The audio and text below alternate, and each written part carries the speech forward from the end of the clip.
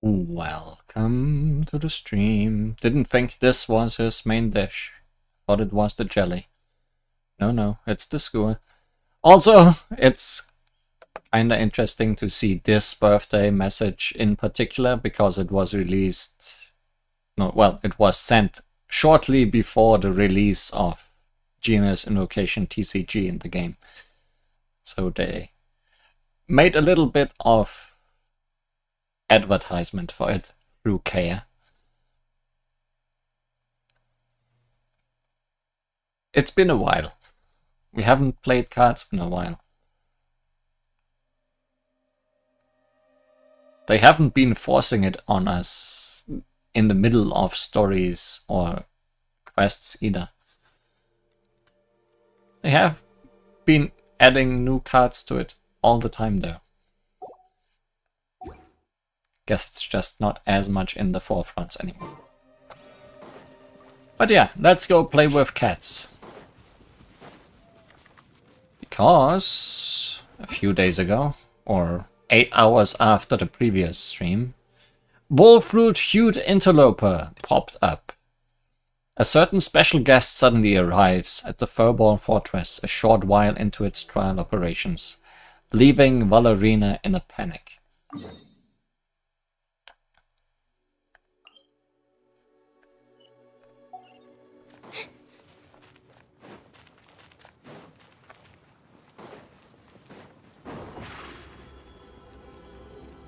Over here. Didn't hit a bird. Not good at being a cat, Lynette.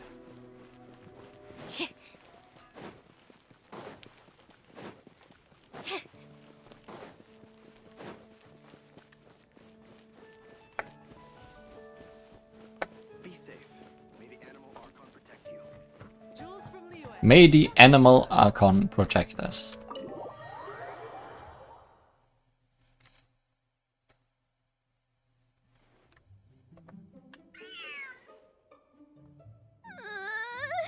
The cat is hissing at me, Miss Rosaria. I'm scared. You should probably give him some space. Get too close and all that swatting might catch you in the face. Why are you rhyming all of a sudden? Oh no, seems like Valerina has run into some more cat-sized trouble. Looks like the shelter has a new stray. There's something almost dignified about him. Honorary Knight, Cat Whisperer. This big cat just barged in here after Snowball. He must have spotted her when she went out for a walk and followed her all the way back here. Easy, easy. No one's going to hurt you here. But it is going to hurt everybody. It's the next boss battle in the game. All those evil things, all those bad people who forced you to do whatever it took to survive, they can't find you here. You're safe within these walls. It's big. You're surrounded by good people now. Their constant hovering might get a little annoying, but it's all for your own good. Just relax. A life of leisure isn't a bad thing, you know. You just have to get used to it.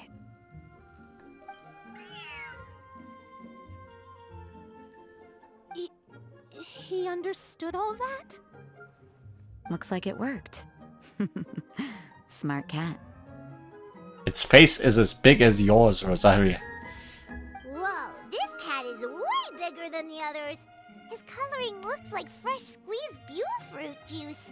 And he's wearing a scarf too! Huh? Looks like there's some sort of design on it. Oh, it's the symbol of the Knights of Avonius! So what you are saying is this is not a stray. He deserves a name fit for a knight then. He is pretty feisty. How about Sir Pouncelot?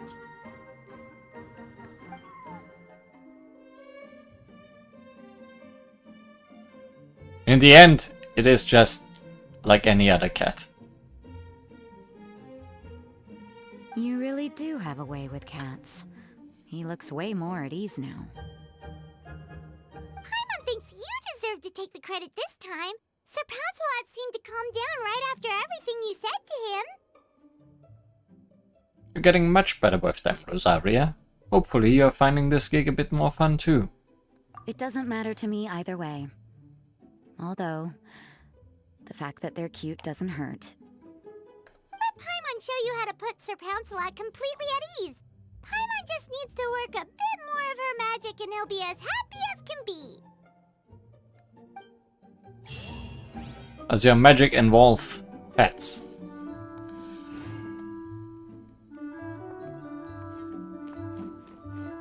Is he over here? Yes. What do you require, my master? Lots of durability. Not surprised.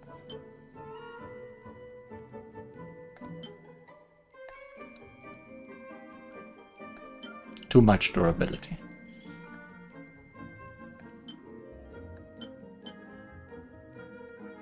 Essentially lots of blue things.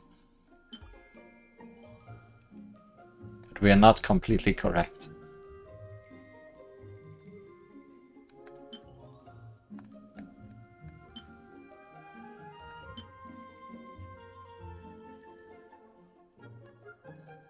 They will need to add a box item that will automatically require all the requirements. Yes. Just a box in which the cat can sit.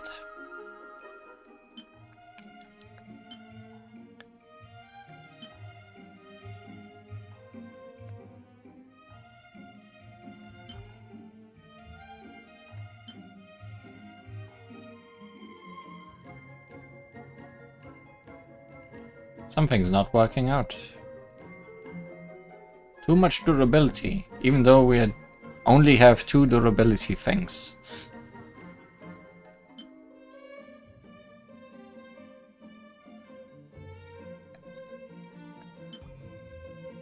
I see. I had the wrong sofa. I thought this one fit a lot better with that chair, but I guess I'm wrong.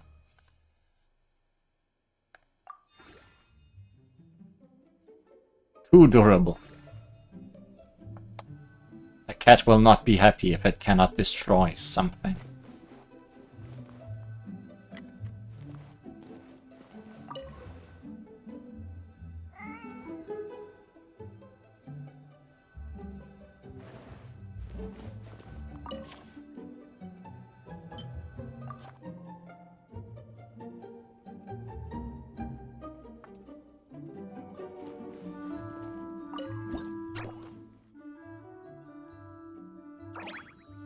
Fish!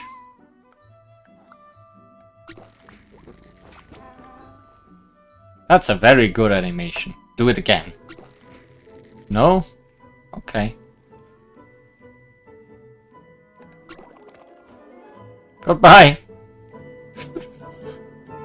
I tried.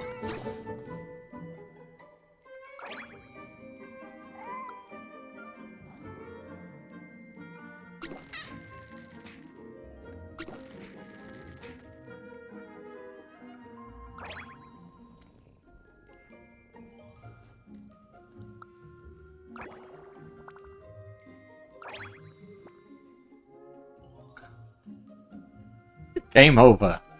Genshin account uninstalls.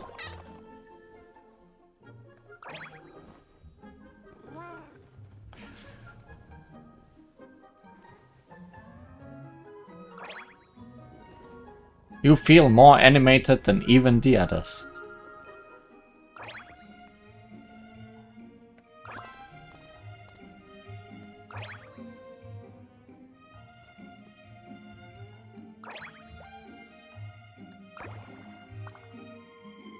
Why have I not...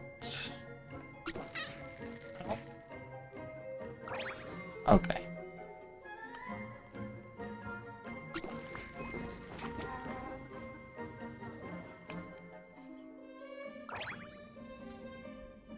You're picky, Sir Pouncelot.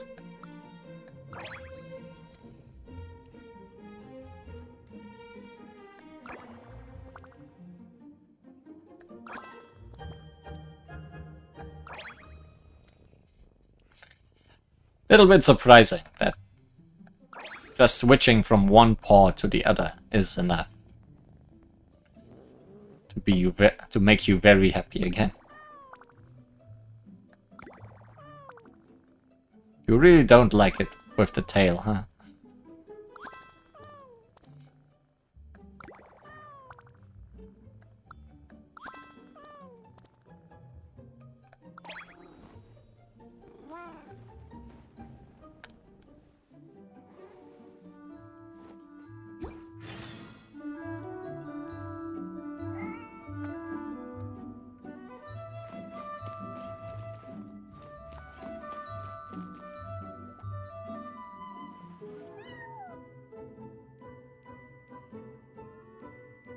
Aw, that's a good kitty, Sir Pouncelot. You better be on your best behavior from now on, okay? Don't go causing trouble now. Paimon knows you're a sweet, happy little cat. You'll get along with everyone just fine. He's so adorable. I just want to scratch his head and pinch his little cheeks. He does have a certain endearing quality about him. When he's not causing trouble, that is. I wonder how he got that injury around his eye. The traces of restorative potion indicate that Sir Pouncelot should be in the vicinity. Wait, how do you know the name? Unless Paimon guessed it correctly. Huh? Oh, it's the traveler Paimon and Sister Rosaria. And you must be an adventurer. I don't believe we've met. It appears Sir Pouncelot has taken quite the liking to you. Albedo! It's been such a long time! It's super great to see you! But are you sure you're in the right place? I'm assuming the captain of the investigation team is here for some important reason. Captain? He's a captain of the Knights of Favonius? An important officer just showed up without warning. And I don't even have any refreshments or snacks to offer. Please, allow me to explain, sir. I assure you, this shelter is operating under a legitimate business license. All proper procedures have been followed. Assuming that Albedo has arrived to investigate her business, Valerina frantically searches for the relevant documents while explaining the purpose of the shelter. Valerina appears intimidated by the identity of the visitor, unaware that the investigation team doesn't handle such inspections. There's no need to worry. I was simply in the area helping my team address a small issue. Namely, the location of this cat right here. It's actually a big issue. Have you seen how big it is? Not too long ago, Interim Team Feline Treatment Case Number 3, Sir Pouncelot, knocked out the weapons officer who was watching over him. He then fled and disappeared into the city. I can see that happen. We knew we had to recover him as fast as possible. The cat belongs to the investigation team, and even bears the insignia of the Knights of Favonius. If he were to wreak havoc across the city, well, that would hardly be a welcome result for any party involved. So, he actually belongs to the investigation team. That would explain the Knights of Favonius symbol. You're saying Sir Pouncelot is capable of knocking out a knight? And what's with all those official-sounding titles you added to his name? Interim treatment case something or other? Is there something else you're not telling us? Well, I suppose I should explain. 2 months ago, Sir Pouncelot got lost in the wild and accidentally ingested whopperflower nectar. Due to certain effects that are not entirely understood as of yet, the nectar caused him to triple in size. So you have inflated that cat. Or it inflated itself. Alchemy. Triple? Even regular-sized cats can get pretty bold when they're upset. A cat triple the size? Oh, Paimon bets even a hilly churl wouldn't be enough to scare off a cat like that. So that's what happened. No wonder he was so anxious. For cats, or really any animal that lives in the wild, a larger size doesn't exactly confer many advantages. What it actually does is make their appearance more noticeable and their movements less nimble.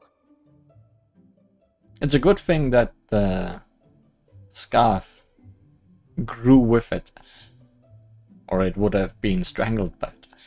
Which in turn means living in perpetual danger of exposing themselves to attacks from predators. In other words, it means living in a constant state of fear. No, wait. They probably gave it the scarf after it grew up and became a test case. Exactly. When Sir Pouncelot stumbled upon our encampment, he looked quite worse for wear. His entire body was riddled with scars, and he appeared exceptionally anxious. That's awful. I guess he had a good reason for all that swatting earlier then. If all that had happened to me, I would be afraid of new people and strange animals too. You don't need to worry too much. The problem has already been solved. I administered a restorative potion to eliminate the alchemical effects of the whopperflower nectar and help him return to a normal size. Although he still might appear a bit larger than the average cat, his current size, at least, should pose no more threat to his quality of life. While in our care, various knights have been taking turns watching over him. In light of his feisty demeanor, Klee decided to call him Sir Pouncelot. We all thought it was quite fitting. We even made him that little scarf as a testament to his time among our ranks. Whoa, Klee and Paimon were totally on the same wavelength with this one! We thought of the exact same name! Great minds really do think alike!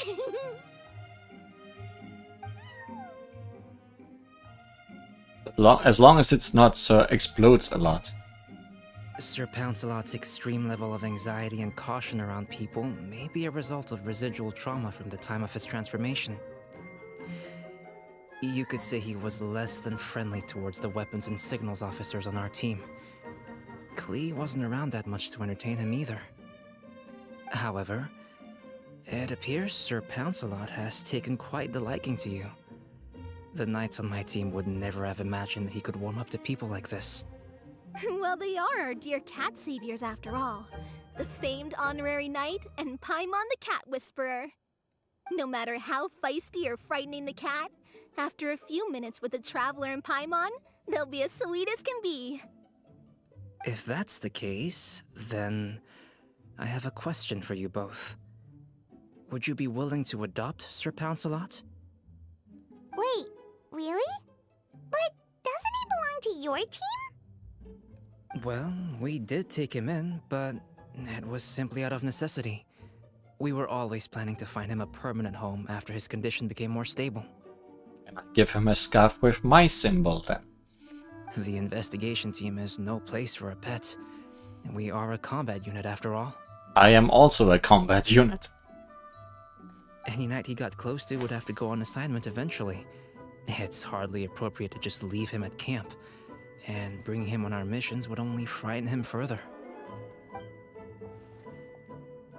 All good points. He's been through quite the ordeal already.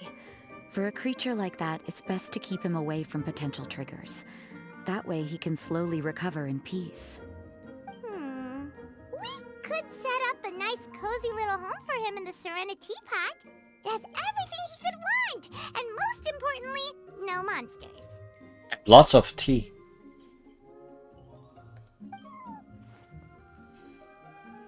Great. Welcome to the family, Sir Pouncelot. Thank you so much, Albedo.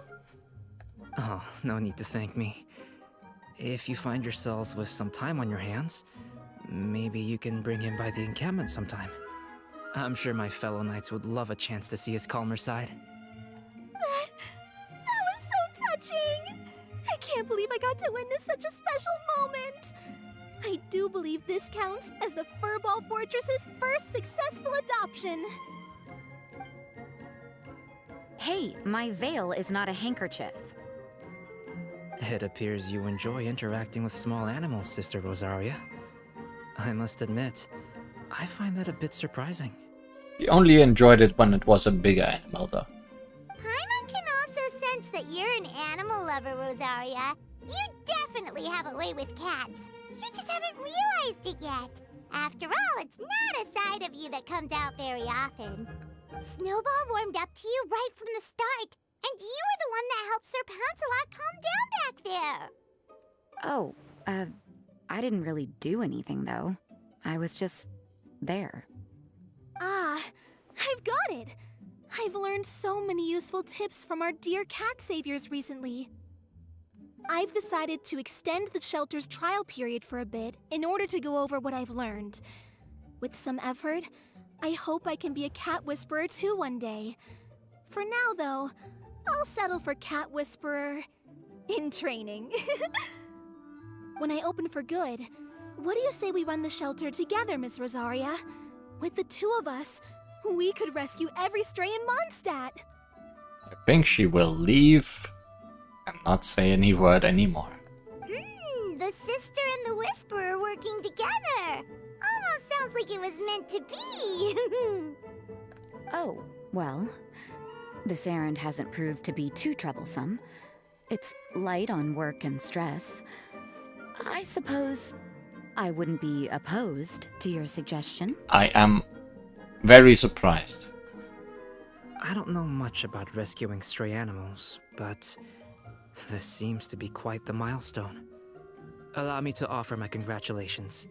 If my fellow knights run into any strays, I'll be sure to tell them to send them your way. Thank you, thank you, thank you! I really can't thank you all enough for your support.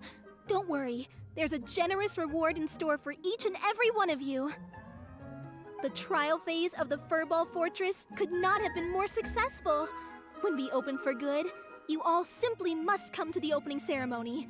We'll cut the ribbon together.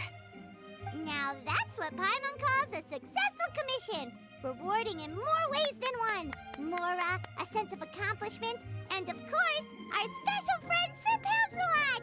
Talk about a win-win-win! Paimon can't wait for the Furball Fortress to open for good.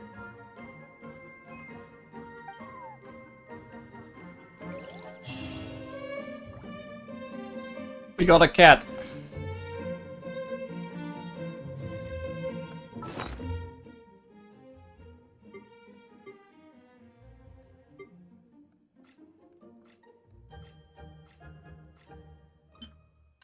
Sir Pouncelot, a giant orange cat wearing a scarf emblazoned with the Knights of Favonius insignia. It was once a very fierce creature due to having long been subject to stimulating encounters with wild creatures. But after much comforting from you and Paimon, it had become an obedient kitty once more.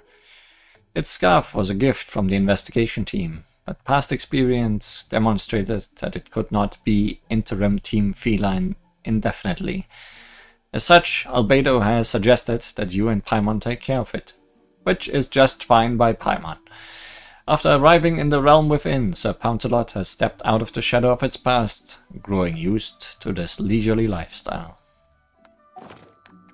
Entering standby mode. I hope nobody disturbs me. Furnishing, because it is very furry. Very good.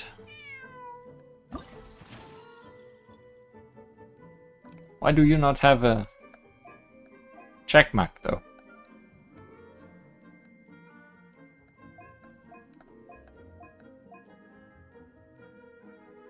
Oh, because I haven't claimed your stuff yet. Good.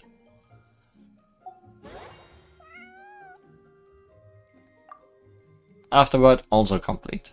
We are complete. Oh, and we got the Throne of Meower.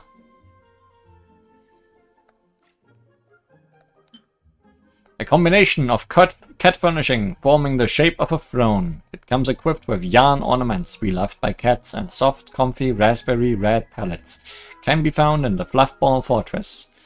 It is said among cats that when the fated moment arrives, the bowl shall be filled with delicious food, and the cat called upon shall enjoy that meal, ascend to the throne, and take the crown of undisputed ruler.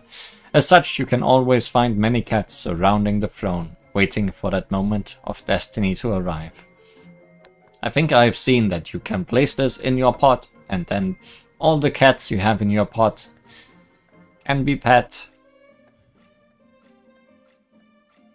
truly the most important gameplay element. No petting dogs yet, though. Or birds. Or crabs. I want to pet crabs.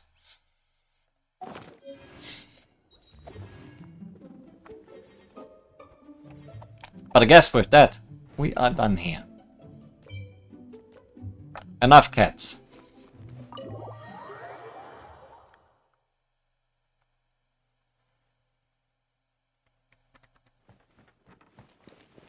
Let's instead go meet up with dog again. Not that dog though.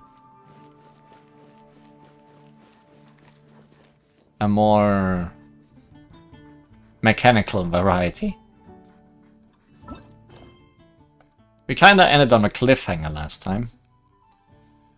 Blue Longing of Heart and Moon, Limner, Dreamer, and Robotic Dog.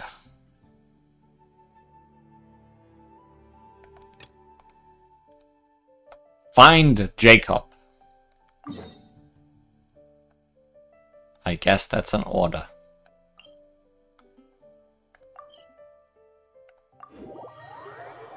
And I guess that's not an underground teleport point.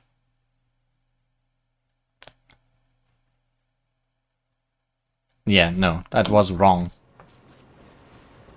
Okay, we got a good view of this island. There's the head we ended on last time, I think.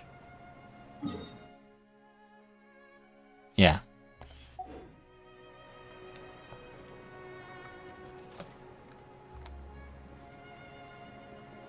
Anyways, wrong.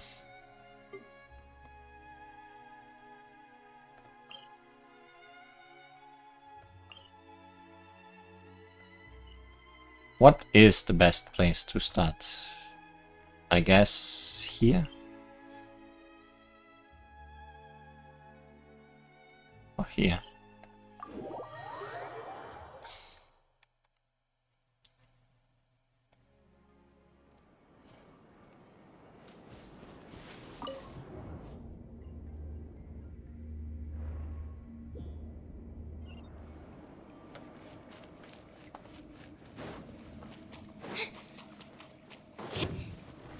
Yeah, things seem appropriately dreary around here. Emerge. Animo test 6308. Absorption test. Rest and rebuild.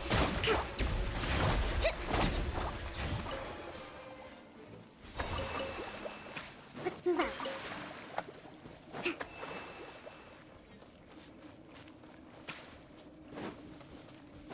Oh, it's actually pointing me to this teleporter.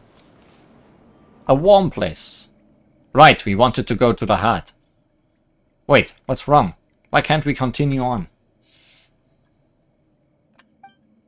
Strange, it seems like something's blocking the way. Uh-oh, what do? We could use Seymour to break the wall down.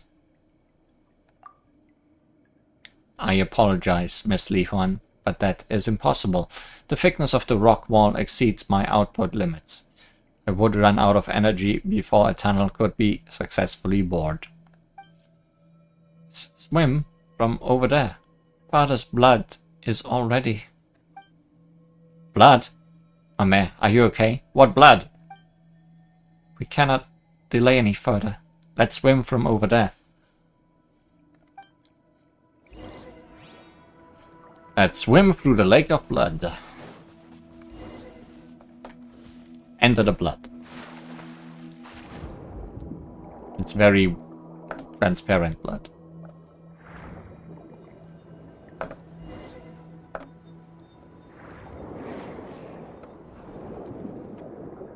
That's odd. Pamela remembers that the currents here used to flow in the opposite direction. Regular record space collation can decrease the frequency of such issues.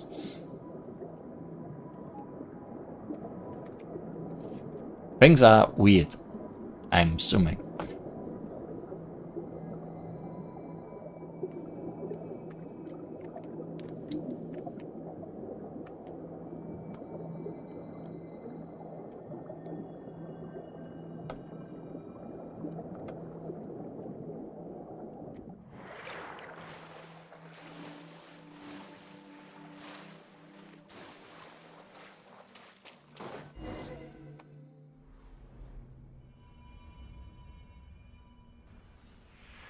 one of you.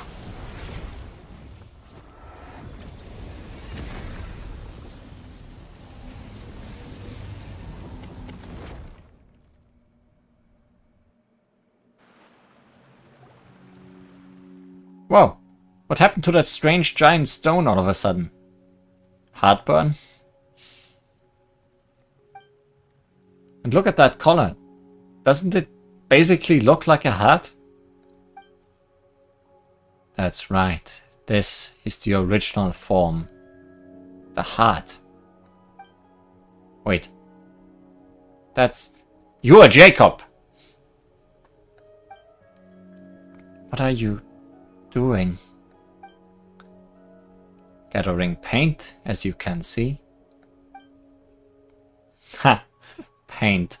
What an interesting way to describe this filth, and to think that anyone would set it upon canvas.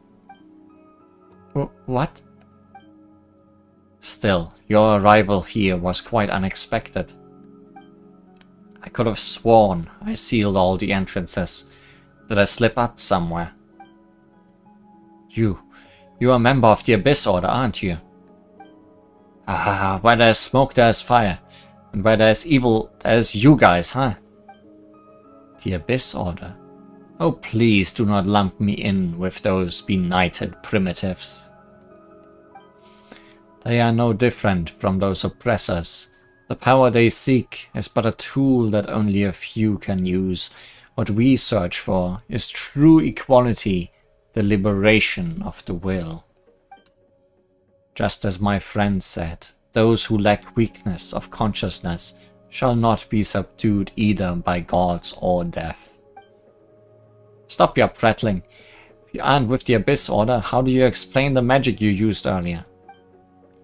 I merely used the power of the Abyss to reverse the crystallization process, that's all. In any case, I had not expected to see its heart withered to such an extent after a mere few hundred years. As such, it needed to be restarted for me to obtain sufficient blood. Sufficient blood?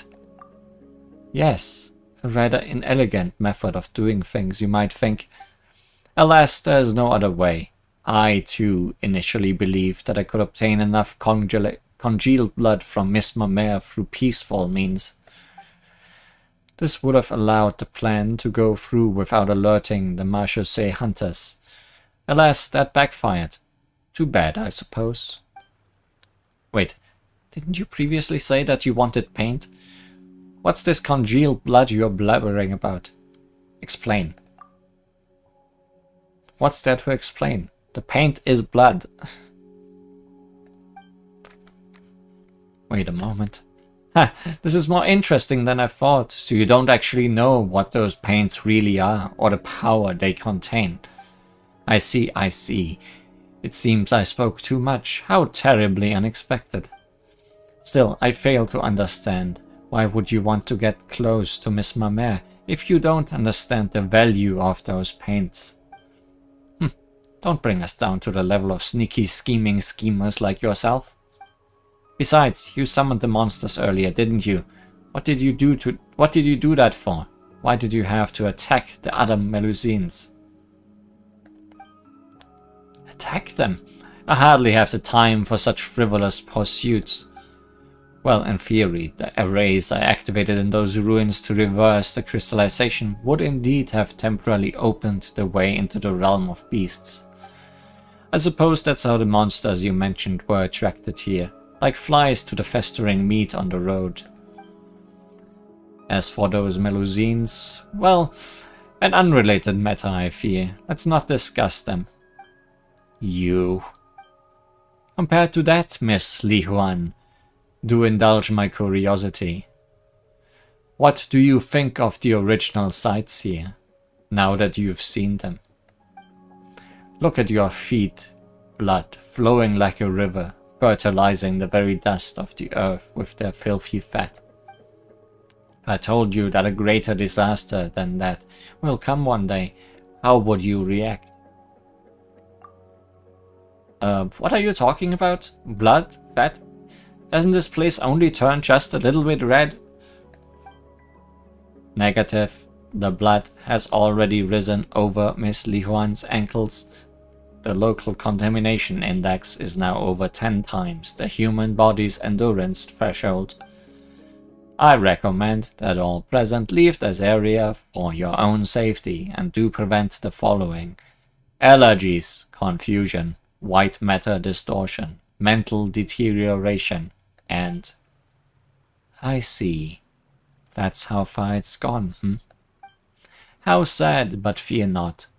I will liberate you. The moment foretold by the world formula is coming. There's little time left. Well, there's little time left for you, Jacob.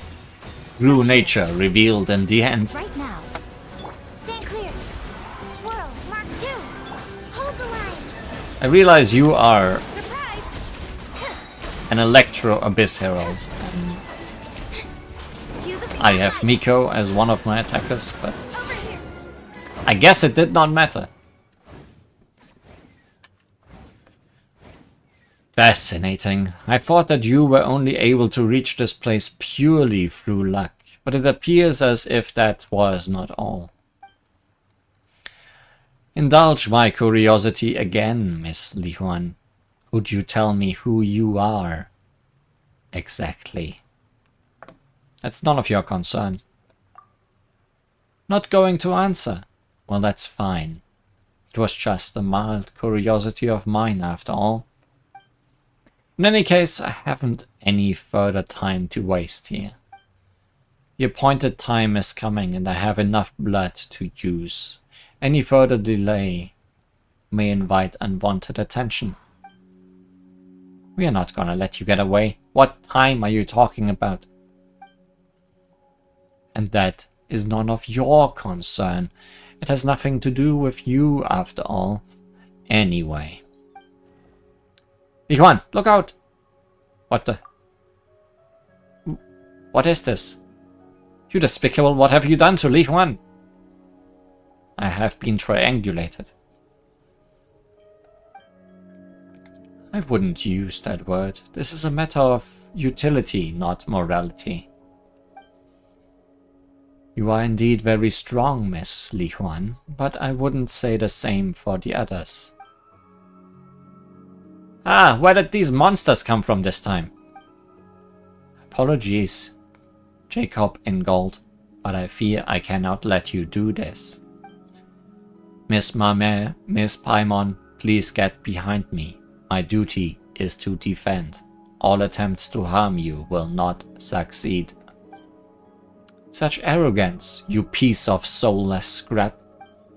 You were unable to defend Marianne then. All you will do today is confront that incompetence once more.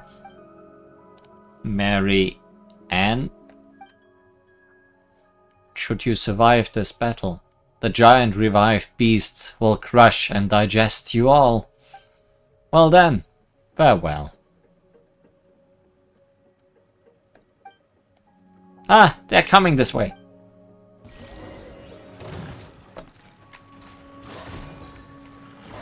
Your attacks will not affect the structure. I'm not equipped. Stop yapping and help us think of something. Father. It's a breacher primus. It's attacking the barrier. Zip on up. You're on my side, breacher primus. Emerge. Right here. Emerge. Animo test 6308. Stand clear. Absorption test. Phew. Guess we are finally safe, huh? So I guess those weird alien-looking cells might be actual parts of the immune system of this island, or whatever was this island prior. That's my idea suddenly. Still, what was with that round thing? It was helping us. Mare, are you okay? Yes, father. Huh? Ah, here? Oh? Paimon thought you were talking to us. It's that sound again. I understand. Since this is your will, it will be done. Li Huan, Paimon, could you both strike a pose? I'm going to start drawing. Excuse me? Eh? Wait a moment. Paimon hasn't mentally prepared herself or figured out what pose to strike. Actually, wait. Why are we doing this here and now? I don't know how to explain, but I think Seymour can help. Logic module calculating, attempting to rationalize reason for question, results insufficient data, cannot answer. My logic module concludes that your decision is far from logical, Miss Mamere. Seriously, Seymour, what are you doing? And also, why did you push the problem to him, Mamere? My primary design goal is to now sorting data fragments. Seymour, you okay? Oh boy, looks like he's hanged. Sorry, Paimon. But there's no more time to explain. If we don't hurry, it will be too late. Well, sure, okay. This doesn't quite feel right, but Paimon trusts you.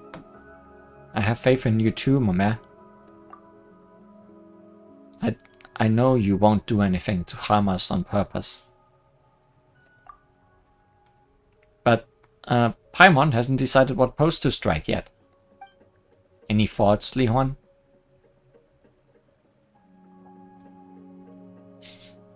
Striker, come on, you lot pose. Ha, that's right. There's nowhere to run now. Oh.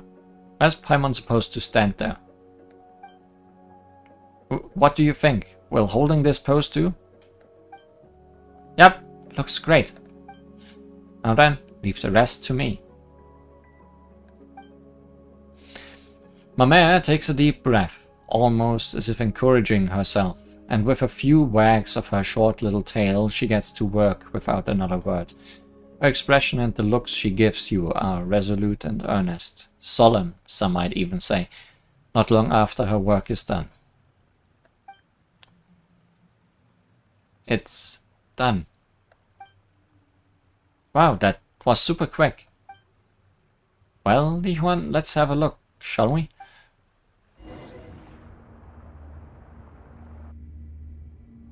I'm looking. Nice to meet you.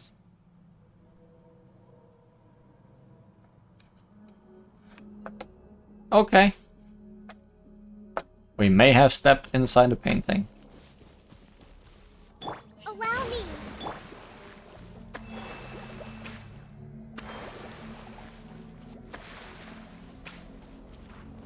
Whoa. Apologies, Li Huan. I brought you here before I even had a chance to explain. Might have troubled you with helping me clear out that poison. Li Huan, please activate the prisms to clear them out.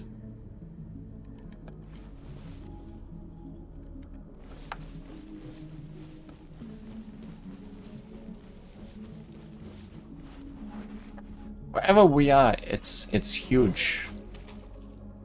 Use the prism to resonate with the ores.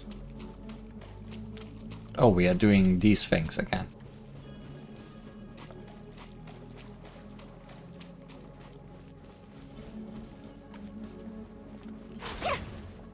These things that are so very well and easy to aim.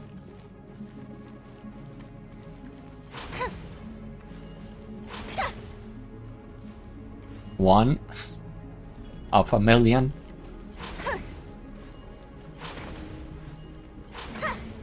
Wow. I'm so glad this is working. How about not a sword?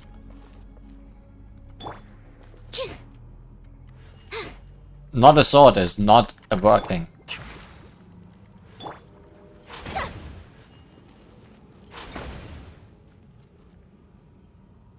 For a second I thought you missed all of those, but no, the explosion is generous. Not that generous.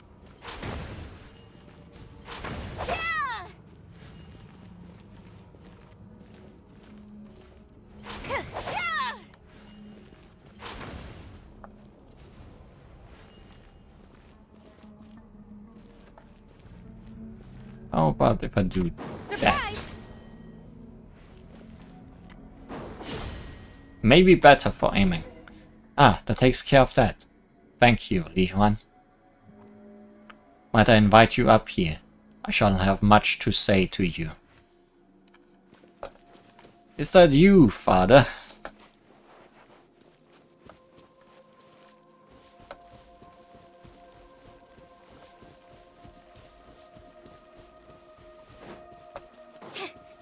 Surely I could explore this huge area, right?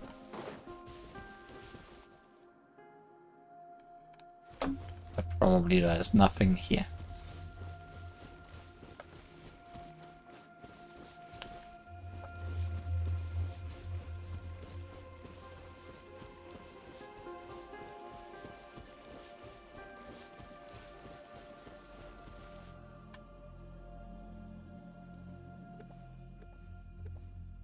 Ah, you're finally here. I've always wanted to meet you and talk to you. Li Huan. You know me? Yes, I've been watching you all this time. Or should I say, sensing you. I felt your presence ever since that child of mine who loves art brought you inside my body. It was like a warm light was running to and fro within my organs and blood vessels. Eliness? Yes, that's my name. Beautiful, isn't it? I love it. Why did you appear in the form of a Melusine? Why? Well, I find that form to be very beautiful. Don't you think so too, Li Huan? I love them very much, for they are, one and all, my lovely children. In here I can decide my own appearance, so of course I chose the look I love the most. The Melusine are your children. That's right. That happened a long, long time ago. Not long after I first experienced death, I think.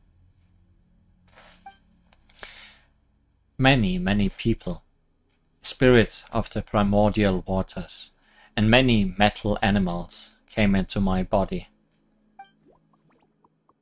I thought that they, like those two other people, were here to explore and gather my blood. I was originally just happy to have people here, but they chose to fight each other in the end instead. But of course, I was dead at that point. I was too weak to do anything beyond watching them in silence and feeling the wounds they left inside my body. In the end, someone triggered an explosion that caused a terrible shockwave. Many people died, and those metal animals also died. The survivors left and everything was very quiet once more. A lot of sharp shards pierced my body from the explosion's impact, but later tiny life emerged from those wounds and from my broken flesh. I was so overjoyed, for they were beautiful and intelligent. Also, that was when I realized that I could do more than destroy. I could bring beautiful new life into this world. So are you saying those weird gears that they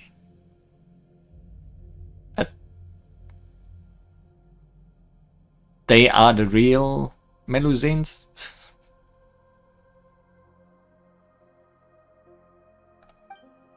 So I spoke to them, and I told them of many things.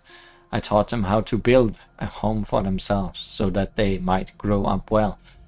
Then there was happiness and liveliness everywhere. Later, they gradually became unable to hear my voice.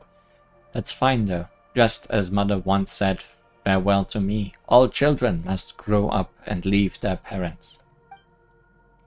Only that child who loves painting still speaks to me, and she even brought her friends. That's how I came to meet you. I truly am happy that that's the case. So you are Mame's father. That's right. Still, you truly are special. It was only when the situation was past salvaging that I realized how my blood was poisonous to humans. But when you came into contact with my blood, not only did you not get poisoned, but instead you slowly became linked to my and my daughter's consciousnesses. You began to see and sense many things. You are the second person I have met who did not fear my blood. Ah, if only there were more people like you. Who was the other person? Ah, so you don't know each other. But I saw you saying so many things to one another. I refer to the person who made my heart start beating again. Jacob. A long, long time ago, he and someone else came into my body to collect my blood. Absorbing my blood would really raise his spirits. At that time, my children were not yet born, and I felt rather lonely as I lay here. As such, I was very pleased to meet them, and I was very pleased to have helped him out. He must have tried to restart my heart to thank me for helping him out using my blood. But I am afraid I can't accept his kindness. As such, I thank you for stopping him and me. Why? Well, if I were to be revived, my heart would beat, my blood would surge, and my internal organs would come to life again. What would happen to my children then? They and their beautiful little houses would be crushed and digested. That would be too terrible a tragedy. I might look like this now, but my body is, in truth, very big and frightening. In the beginning, my siblings and I took leave of our mother and came to play on the surface. But I realized at last that the things I found fun and joyous were terrifying to others. It was too late by then, and I was filled with grief and regret. That's why I asked my mare to use my blood and create a painting and give it to you. That way, I get the chance to thank you in person. Thank you, Li Huan, for stopping my heart. So long as I live, I will bring grief to others, and I never wish to see that happen ever again. You are very welcome.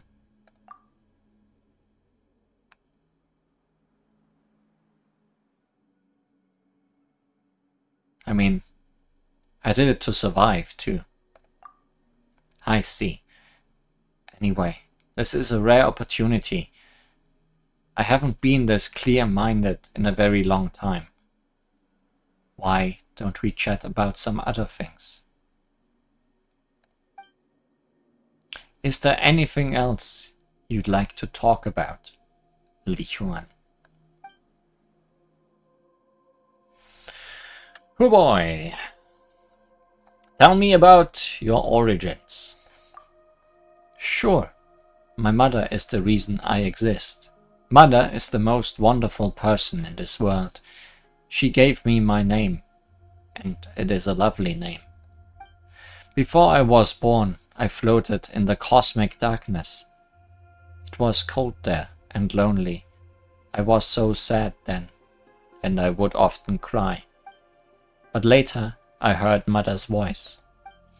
She wished for me to be born into a beautiful world, to give me life, give me a strong and healthy body that could walk the world, to grant me a beautiful name. She wanted to give me many siblings, wanted me to meet many friends, wanted me to see the beautiful sights beyond that cosmic dark. She did not deceive me, and I was very happy. My elder siblings treated me well, and later, many younger ones came along, and I treated them just as my elder siblings treated me. Later we left the world beneath the earth. I felt the wind brushing against my skin, the warmth of the sun, waters icy and warm. Life is wonderful, and it was wonderful that I was able to witness this world. Only later did I discover that I was different from the life in this world. The things that brought me happiness, the things that interested me, they were frightening and terribly hurtful to those of this world. Eventually, I fell here and died. That saddened yet gladdened me. I treasured the life I was given by Mother, but my life would bring everyone such pain, so it was better this way. Later, just as Mother gave me life, I gave my children life, that they may walk upon this world. That makes me very proud and very happy.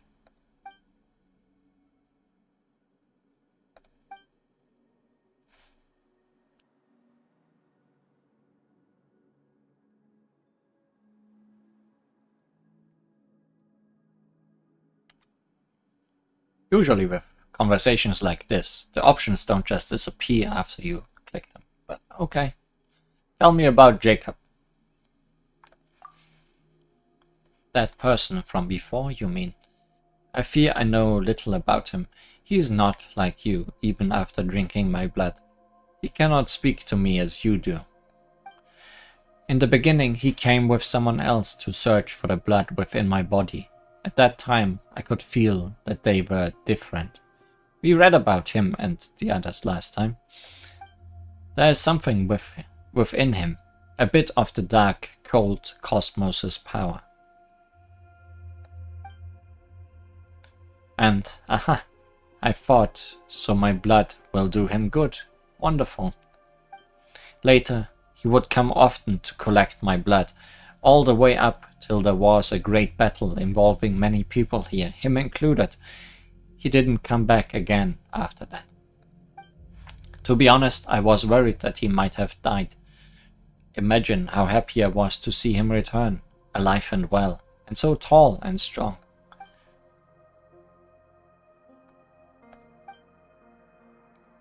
About that Breacher Primus from earlier. Ah, well, I saw that you were trapped and thought, if this goes on, I will be revived and you will all die. And that is bad. My strength began to return, and so I thought, why don't I use one of my cells to attack the thing trapping you? That way you'd be able to move. That was one of your cells. That's right. They can help to drive harmful things away from my body and protect my children. However, they aren't as smart as my children, so they will attack you too. Sorry about that. So I was essentially right. T-cells after all. Still, I'm glad to have helped out.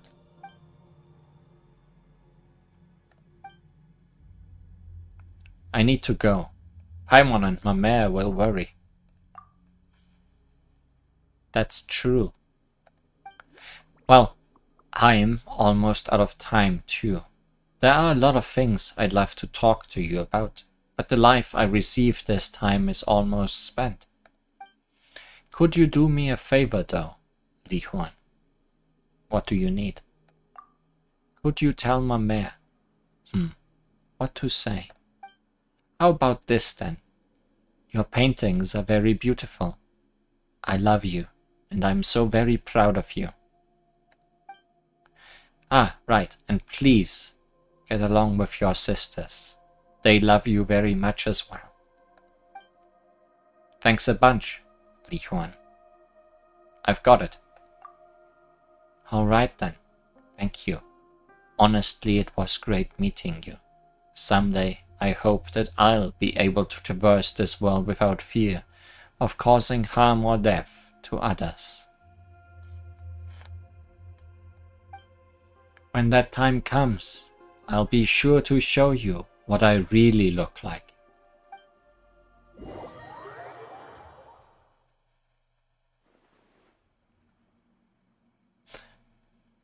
Hey, Li Huan! Li Huan, are you alright? You've been staring at that painting this whole time. Seriously, you were just like Seymour. He just said he would be searching for data, and since then he's just not moved at all. Your paintings are very beautiful. I love you, and I'm so very proud of you. Eh? Which one? You... Wait just a minute, where did all that come from? Are you okay? I'm fine, don't worry. My eyes are a little dry from all that staring. Someone asked me to pass their words on to you, ma mère. I see. Thank you. Please, get along with your sisters. They love you very much as well. Come on, I've always gotten along well with everyone. Seriously. But since father said so, I got it. Thank you, Li Huan. Eh?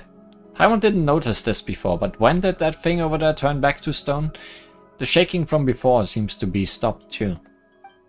Wait. Were you in such a hurry to paint for us because... Wait, Paimon's got it. People call really good paintings absorbing, don't they? So you painted that in order to absorb Li Huan, right? That's one way to interpret that, yes, Paimon. No, that doesn't make sense. What happened really? I'll explain it in detail later.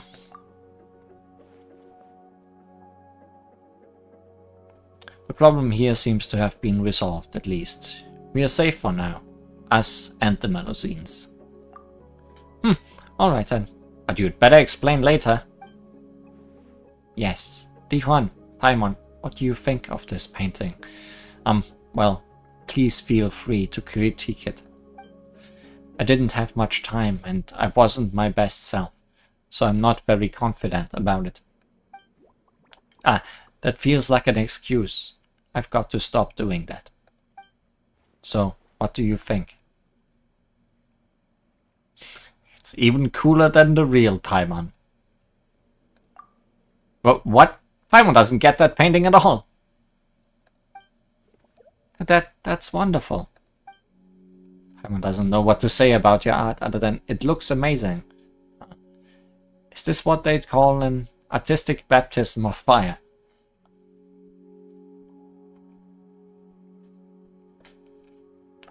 You wonder if those Melusines can reproduce by themselves, or if when this batch is gone, they are all gone. I think it's the latter. Considering they live for a very long time, as we saw in the main story.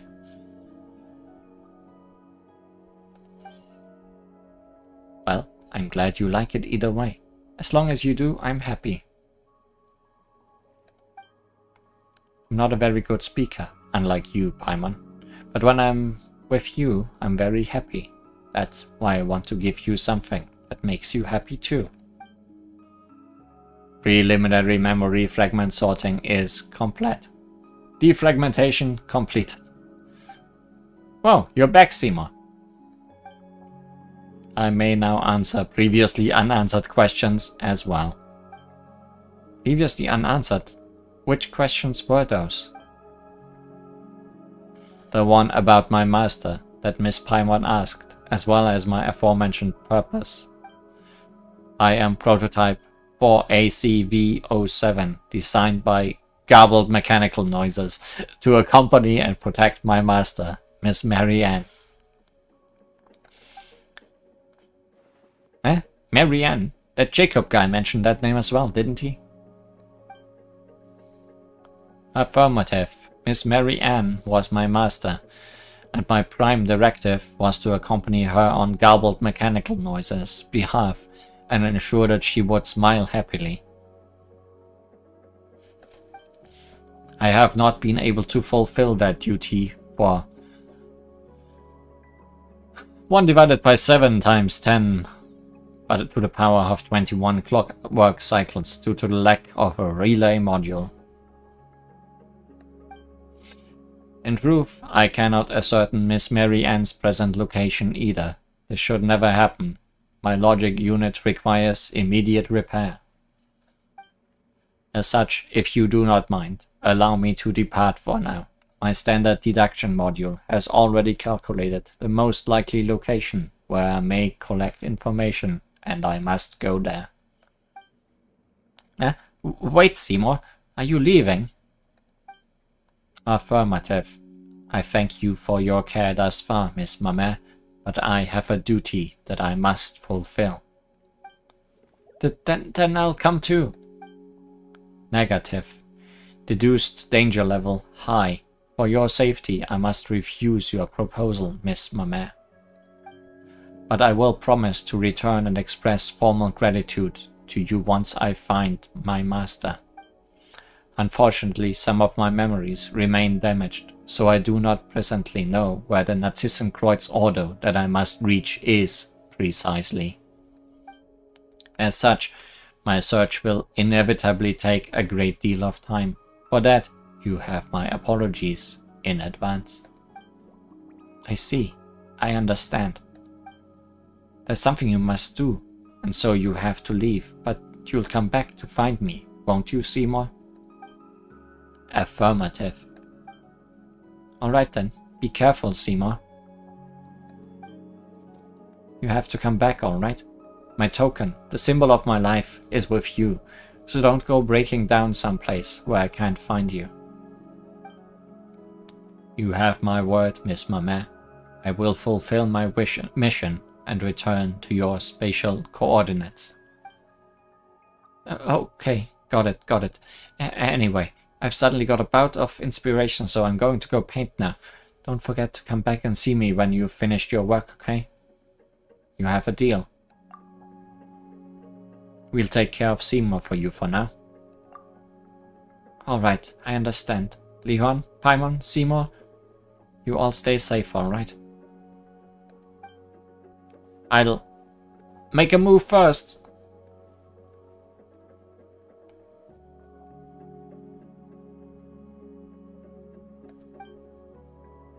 Mamma. So, where are we going next? Seymour mentioned this place called the Narcissenkreuz Order, right? The Narcissenkreuz Order. Huh? What sort of place is the Narcissenkreuz Order anyway? Searching. Insufficient data. Unable to answer. My standard deduction module was only able to give this name. Apart from that, I do not possess any related information. Wait, then how are we supposed to find the place? We can help. Calculating. Affirmative. Your presence on the journey will greatly increase its success rate. Thank you very much for your help, Miss Li Huan. But let's just go anyway. Once everything's settled, we'll bring you back to see Mamma. Blue Longing of Heart and Moon completed. And we got Mamma's painting. It's beautiful. A portrait Mamma painted for Paimon and you. At first glance it doesn't look much like you and Paimon or anything with a tangible form for that matter. Instead it looks like waves of beautiful overlapping colors. But when calmly appreciating the portrait, you find that Mamma is conveying everything she wishes to express to you, layer by layer. According to Seymour's evaluation, Mamma can create unique paintings that differ from the 103,900 different styles of art. This makes her paintings priceless treasures, and those who gaze upon her paintings are always able to feel something different from Mamma's art each time they look at it.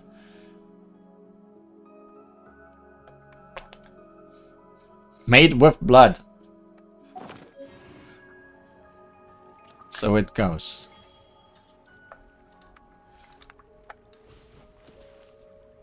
And I guess that's the end of that.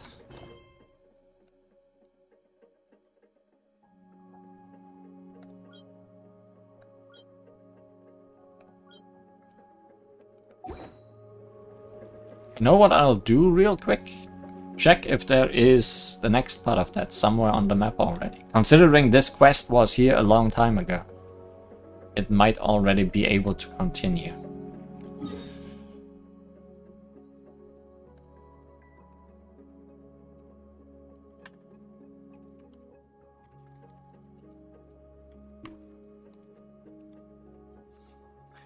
Let's see.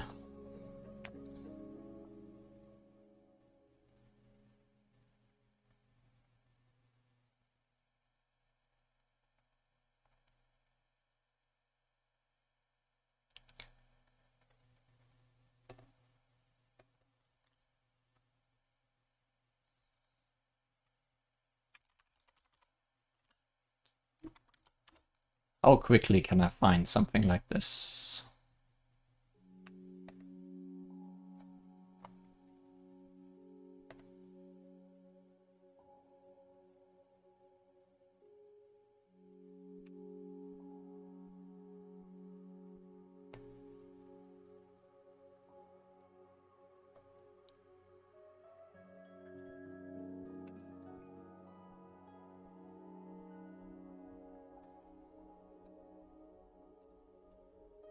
Oh boy.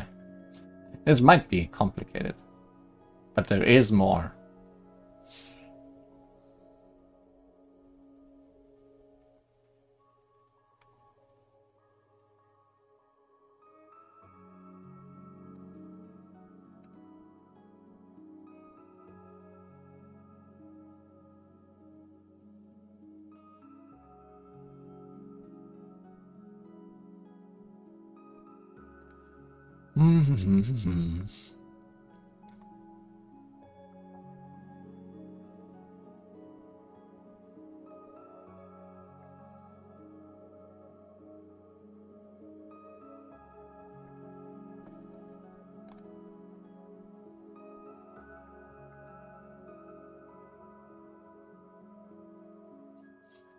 This quest requires this quest to complete it, requires this quest to complete it before you can start this quest. That is what I'm currently looking at.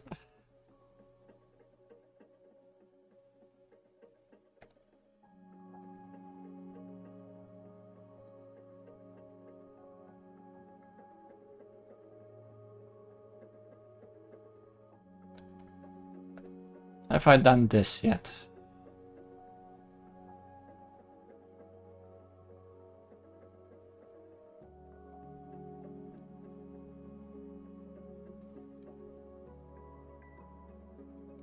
I think I did that.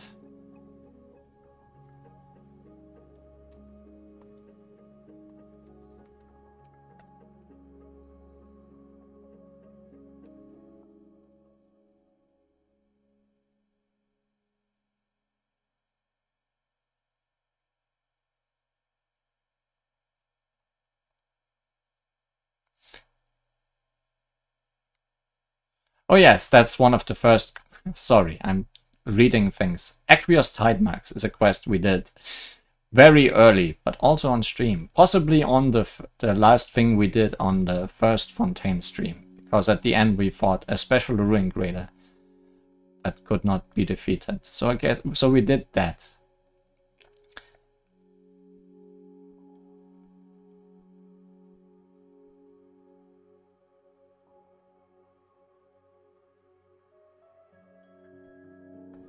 Now where do I need to go?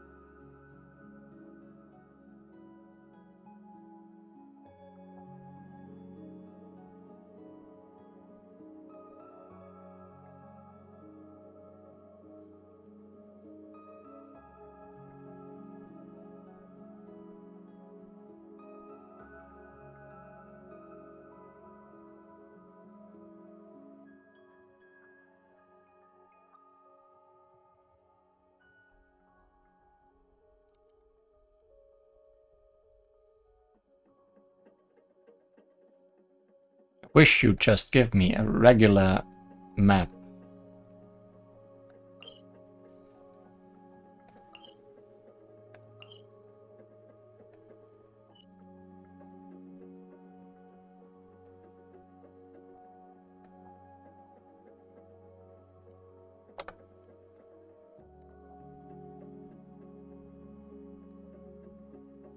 Because I don't remember where we went that one time.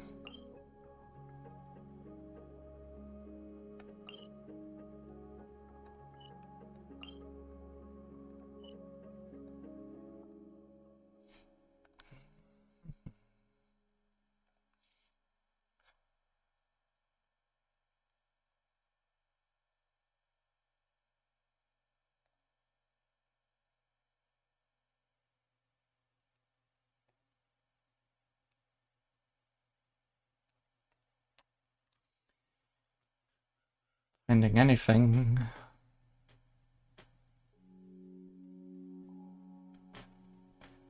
It's difficult.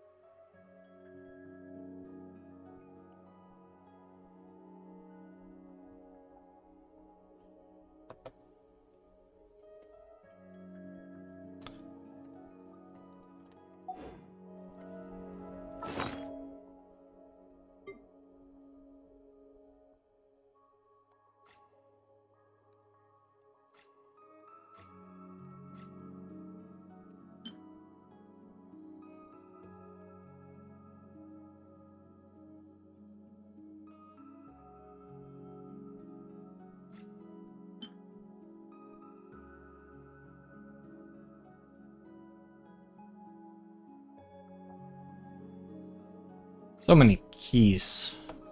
Don't know if any of them are the correct one.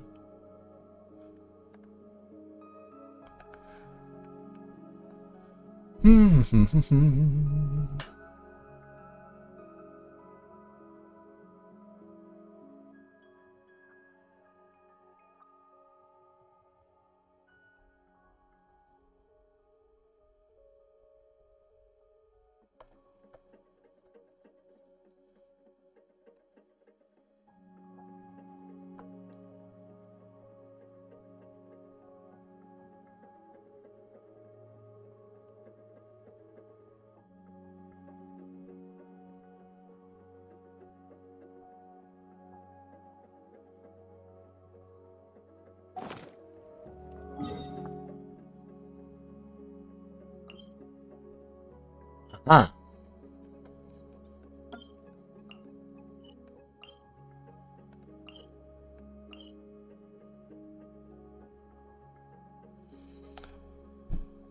Here's something.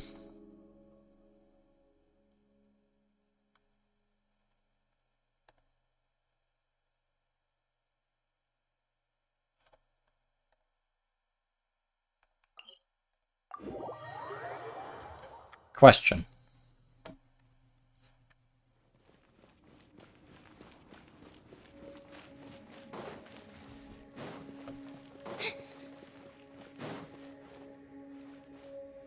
Well, I've certainly not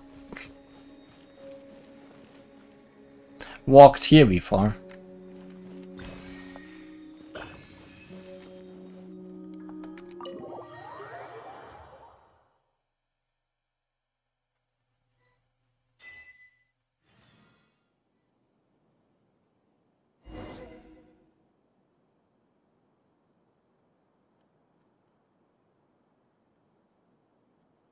Huh.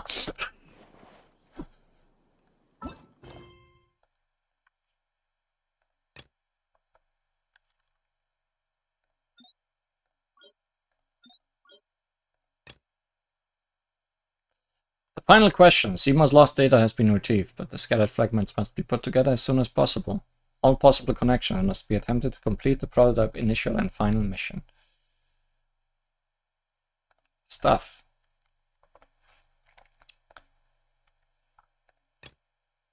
Story continues. For Anne, please keep going.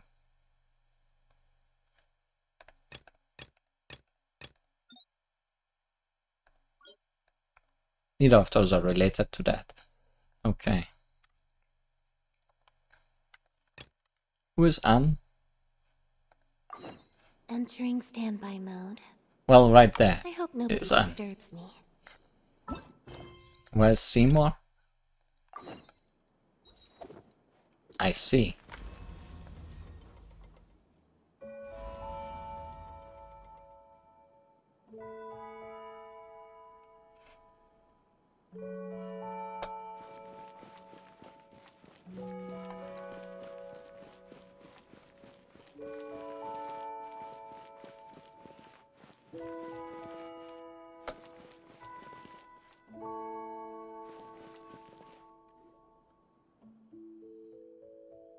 What's going on? We seem to be in a different place now.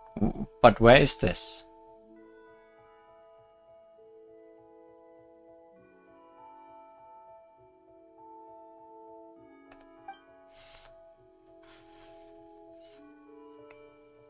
No data concerning this place has been found in my memory banks. So you haven't been here before either then? Affirmative. There's no need to worry, Miss Li Huan, Miss Paimon. I'm equipped with the most advanced optics from the Fontaine Institute of Natural Philosophy. I simply need to record this information in my storage units and compare it with previous data. The odds of this being the Narzissenkreuz order are high. Hi, guess this must be the place we are looking for then.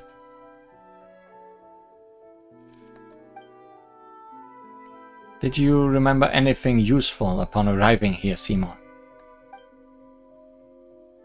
Negative. The newly recorded information is pending further analysis and organization. No effective conclusion possible at present.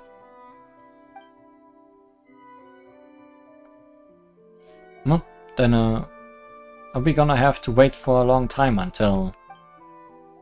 Affirmative. Record space collation starting. Total time required, unknown.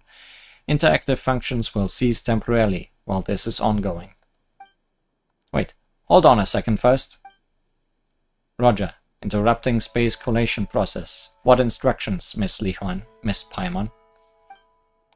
Come to think of it, we don't know a lot about you either, Seymour.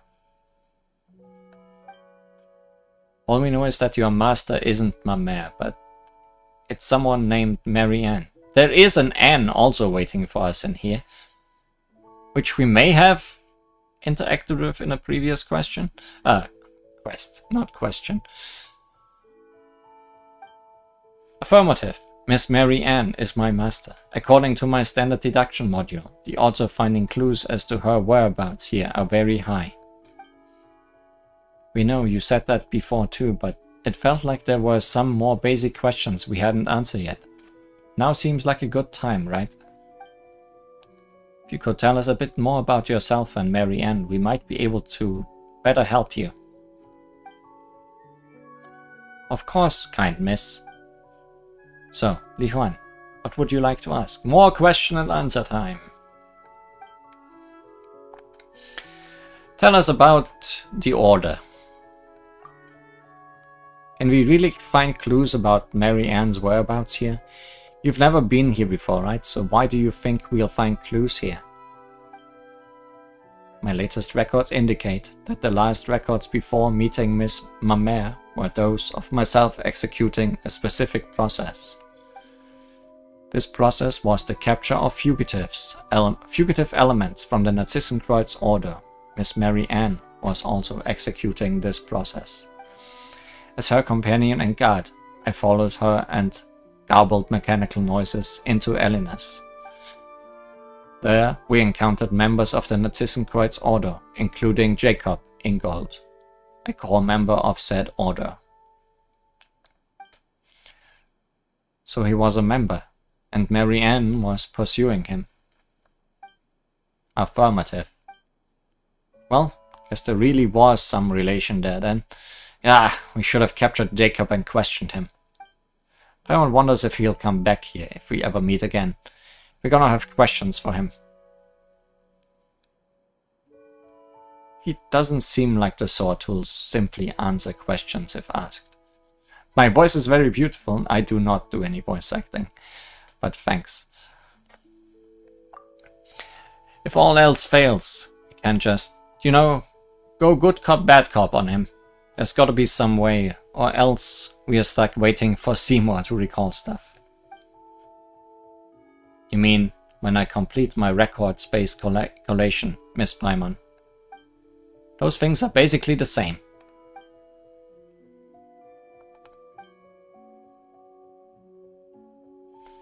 Tell us about yourself, Seymour.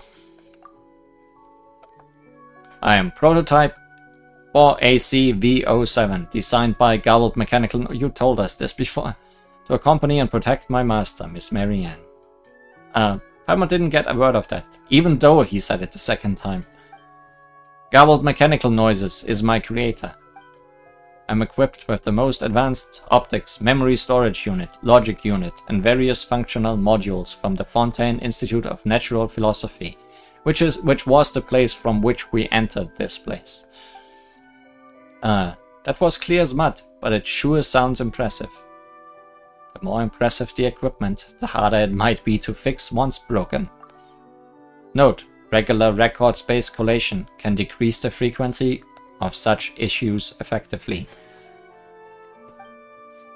So basically, before you've done your collation thing, there is some stuff that you can't tell us even if you knew, right? Affirmative. More precisely, garbled mechanical noises. Grasped garbled mechanical noises. Information regarding garbled mechanical noises can be extracted using garbled mechanical noises. This allows me to keep a log of Miss Marianne's daily life and also act as an agent's assistant. Are you serious? The important bits all got cut off. What's an agent's assistant? I'm assuming garbled mechanical noises. An agent refers to a member of the Marshal Phantom who undertakes investigations. In this context, assistant refers to Seymour, Prototype 4AC-V07 itself. So Marianne was a Marshal Phantom agent.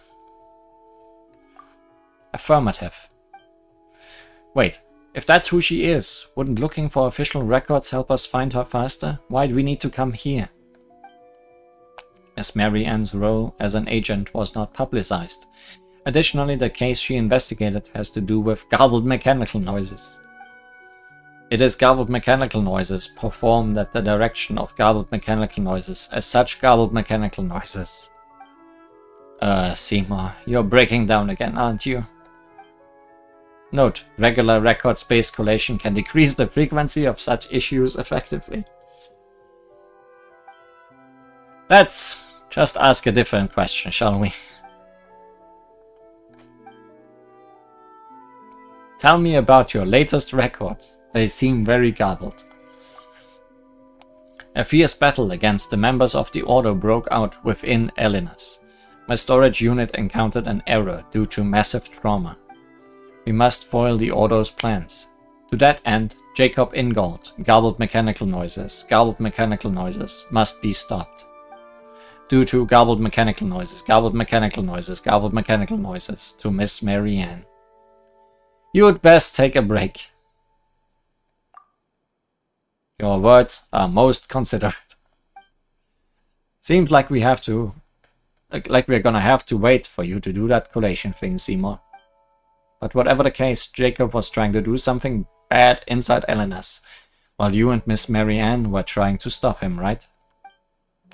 Affirmative. Your summary is overly simplistic, perhaps, but it is basically the truth, Miss Paimon. If we only have this information. Finding Marianne might be somewhat difficult. Doesn't seem like we've got other options beyond waiting for you to do that record collation of yours, Seymour. Affirmative. My calculations indicate that this is the approach with the highest success rate. But it will take a long time, won't it? If you wish, I can estimate the amount of time required. Processing time required. Unknown. Yeah, no need for this estimation stuff then. Well, Paimon's done Paimon's done asking Seymour questions now. But boy, has he still got some for you, Leon. You promised you'd explain, didn't you?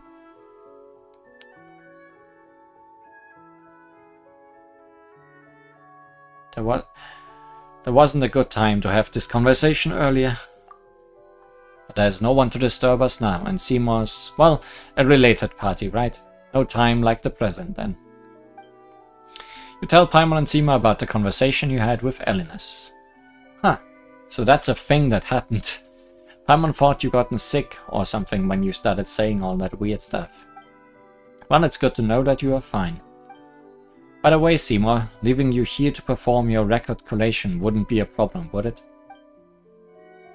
Affirmative. I do not detect any possible source of danger. Well, then you can just stay here for now, right? A wise choice. The two of you should use your limited time more efficiently. Patience is a virtue in some situations, but meaningless waiting is merely a waste of time. We'll come back to see you. Yeah, my mare's gonna be super worried about you too. You've gotta go back to her in one piece after all.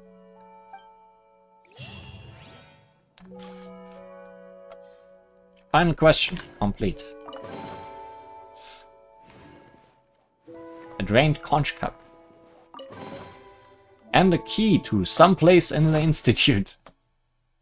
I should be able to open a certain door in the Institute of Natural Philosophy. Interesting. So...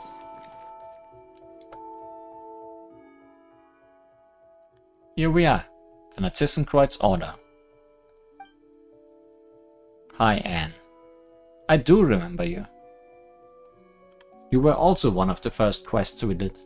And one that I streamed.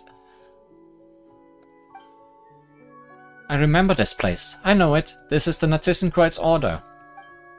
Right, we found this place previously as well. It's just like what happened with the book and Anapausis. In the Anapausis. That's right. We read and poof, we showed up in a totally different spot. That makes this place something like a secret base, doesn't it? We don't even know where it really is, either. Are you feeling more calm now, Anne? Yes, much better. Thank you, Knight Li Huan. Or should I drop that title? It was all fake, after all.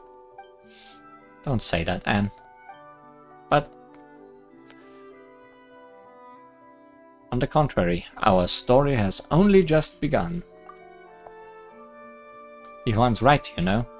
We've still got a whole bunch of adventures waiting up ahead for us. Ahem, and how shall one proceed in peace of mind without a reliable knight at hand, O lovely maiden? You're getting tired, Paimon. Come on, Paimon was just trying to encourage Anne. You're quite the knight yourself, Paimon. You're positive, and you've got a good heart. It makes me happy, truly. Oh, come on. Why are you getting so serious all of a sudden? You're just less powerful than Knight Li Huan, that's all. Everyone got things they're good at. Li Huan's got a good brain, and sword arm, and Paimon is Paimon.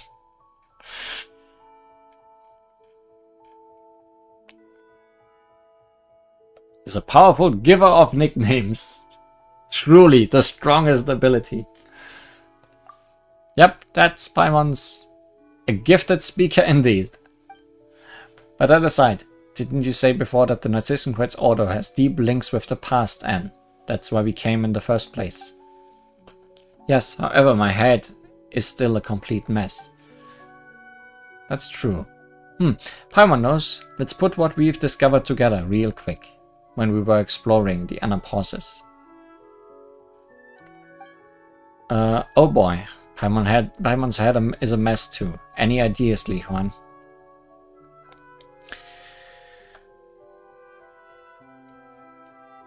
I'm instantly worried that we have to get a third person also in this room, because I feel like we'll have to put people around this table. But let's discuss Anne. Right, Paimon's been thinking about that too. Mary Ann said that your birth was a beautiful accident. What does that mean? I think it might simply be that my birth was a coincidence. Just as she said, I am someone she dreamed of, the form she took in the dream. The thing we experienced together were also part of the tale in the dream. If it hadn't been for you, that dream might never have ended. Or perhaps it might have ended, and I might have disappeared with the happily ever after. I can't be sure. That's true.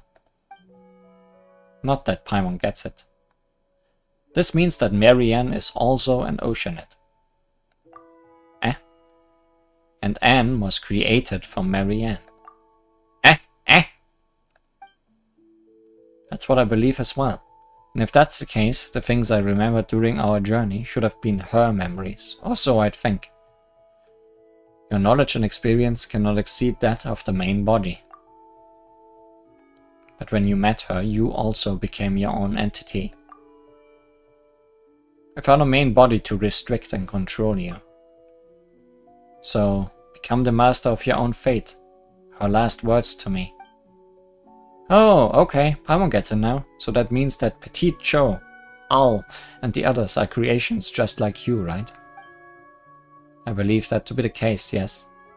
In that case, who was Marianne, really? This name is very familiar to me.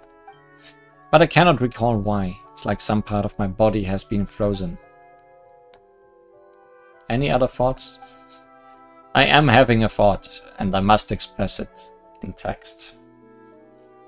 So shortly the screen will turn black once more for a second.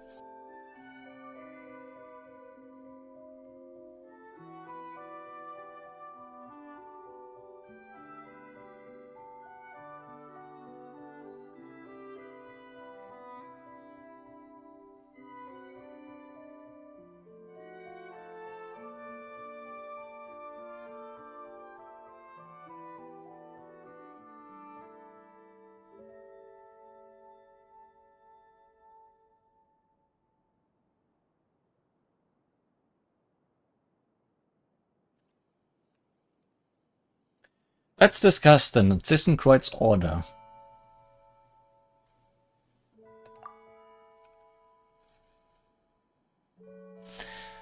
Alright, I now have a lot of thoughts on that matter, memories and emotions. When those two children brought me here, it was a lovely place. Everything was new and shiny, just as before. They were vibrant and excited, like the sunlight shining on the water. They told me that this was our new home and that they'd brought many new friends, that everything could be like they were before. But later they changed. Some things stopped being the same and the people here changed too. Though the Narcissenkreuz Institute of old did not have sunlight, it was very warm, yet this place grew even colder, and then Anne. Anne looks like she's in pain. No need to push yourself. I'm sorry, Knightly Juan. As for the rest, each time I try to recall it, I grow very frightened and very sad. This is the best I can do for now. I can sense that many terrible things happened here. I can sense many emotions, rage, terror, but also hope, trust and admiration. But all of them make me feel a strange sort of pain. Like there are all sorts of shards of impurities embedded in my body. I don't want to. I can't. Alright. Leave that aside first. There's no need to force it. The more you try to force yourself to remember, the less you'll be able to remember. Any other thoughts? Let's discuss Princess Lyris. I suspect that she was only ever a character in a story. In that tale, we needed to save her and defeat the fell dragon Narcissus. That was my original purpose, or wish. All stories must have their origins. Speaking of that, Anne, we've heard you mentioned a place called the Narcissenkreuz Institute before. So if you go with Leon's logic, the Narcissenkreuz Kingdom, an adventure team, might have their story's origin in the Institute and the Order, right? That is possible. It feels like we got our hands on some new clues, but then again, not. Actually, I've recalled something else. I've seen terrifying sights, the primordial waters, the amniotic fluid of the world, and its placenta, devoured to the last. The world fell into utter darkness. Never again would the cool spring water flow. I saw that once, or perhaps I saw that in the future. Wait a second. Which are you talking about? The past or the future? I don't know. Sorry, and thank you, Knight Li-Huan, Paimon. Eh? Come on, it's fine. We said we are gonna help you. No, I am truly happy that the two of you are the first two friends I met since I became me. For that, you have my thanks. Pleased to have met you too, Anne. Gah! Why are the two of you being so formal? Isn't becoming friends something that just, you know, happens? When you called out to us and asked for our help, Anne, that was the moment Paimon thought, that's right, you are our friend, and we've gotta help you. Thank you so much, Paimon. Don't be like that, Anne. If you really wanna thank us, then keep your chin up, and keep those spirits high. Yes, you're right, Paimon. Besides, I have your help. I shouldn't waste it by standing still. I must recall more and tell you all about it. Not that you have to push yourself too hard to recall the past. There is a chance that I might be able to think of some lovely things. If I do, you will be the first to know, Knight Li-Huan, Paimon. Miss Li-Huan, Miss Paimon, I detected an Oceanid biological signature. Hello, dog.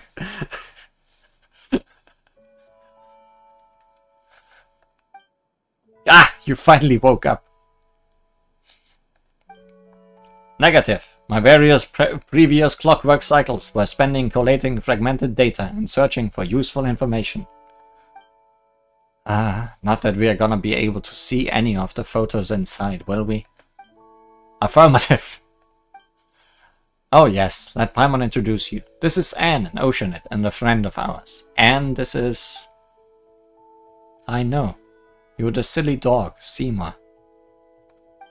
Huh? I lack the relevant data. I do not believe we have had the honor of meeting, Oceanid, Anne. I've never met you before either, but I was sure of the moment I saw you. You must be Seymour. What's going on here? This must be... No, I don't know either. I feel strange. Note, regular record space collation can decrease the frequency of such issues effectively. Anyway, let us bring you up to speed. You shed a little light on the matter so far.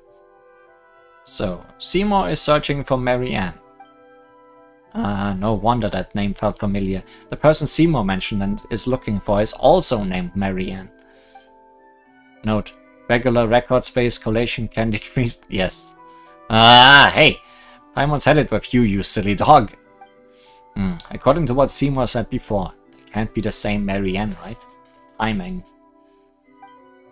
Based on your statement, may I deduce that you have met someone named Mary Ann in the past, or perhaps read or heard about such a person from sources apart from myself? Well, that was her name, that's for sure. You know what? Let's do it like this. We can call the Mary Ann in the unapauses Mary Ann 1, and the one you are looking for, Seymour, can be Mary Ann 2.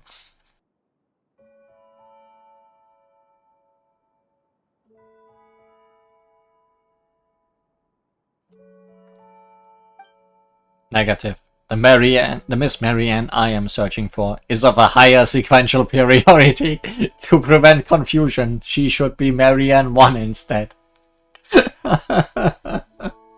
I had kinda expected him. Huh? Why don't you look at it this way, Seymour? 2 is bigger than 1. Doesn't that make it pretty good too? Your claim. Sorting data fragments. Looks like he stopped functioning again. Silly dog. Oh, Paimon didn't think you had any mean bones in you, Anne, but you sure do. I don't know why, but I suddenly felt compelled to do that. Preliminary data fragment sorting complete. For the following 15 reasons, Oceanid N, I assess that your perspective is illogical. Firstly. Alright, that stuff doesn't matter. Come, good doggy, sit. Understood. Why If you sit, we'll be able to improve photo-taking stability, right? Yes. Do you need to take a photo, Oceanid N? I'm equipped with the most advanced optics from the Fontaine Institute of Natural Philosophy. I can... Oh, there is no need, but thank you. Understood. And stop bothering him. Wow. Seymour's getting played left and right over here. Let's call a quick halt, please. Do you want to go to the Anapausis, Seymour? Yeah, that way you can meet that Marianne and see if she's the one you're looking for or not. What you say makes sense, Paimon. For once. Affirmative. A reasonable suggestion. Well, then let's go. Didn't expect to go back there, though. Actually, Knightly Huan, Paimon, I don't think we'll need to trouble you this time. I can show Seymour the way. Are you sure you'll be fine? I kinda want to go back, though. Yes, I know Seymour's very reliable. Okay, we'll meet back here later, alright? Unfinished story, finished. So now they both left us. And I'm left to my devices again. Enigmatic page. Oh, this is another page for that book that book stand we found last time.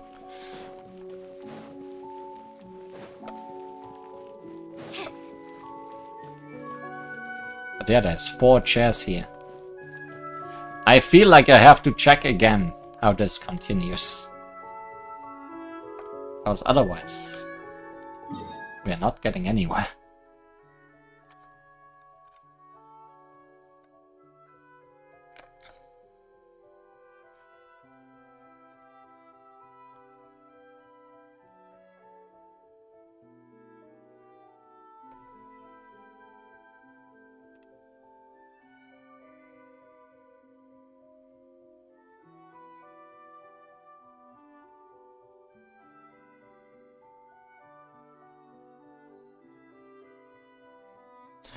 Oh, okay. The next thing is something that has been sitting in my quest list for a while. Tea is ready. Now it's time for a show.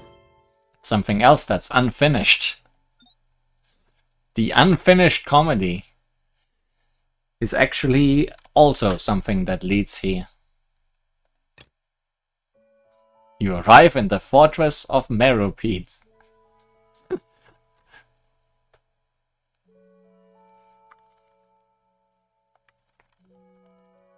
I think we got this quest when we first entered the Fortress of Meropede, but couldn't do anything with it because it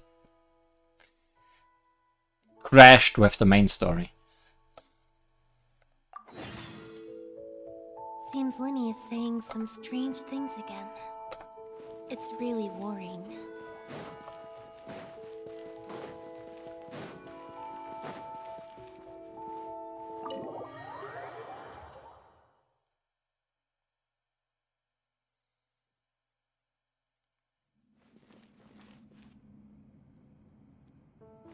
I'm a little surprised.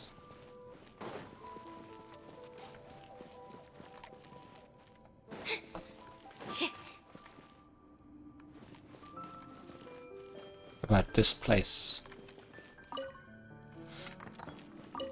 Because I don't really remember it, and there was a...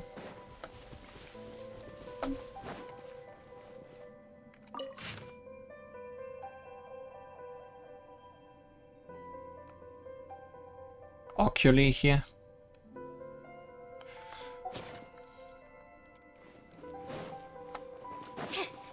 But I also teleported in here, so I had to have activated the teleport point before.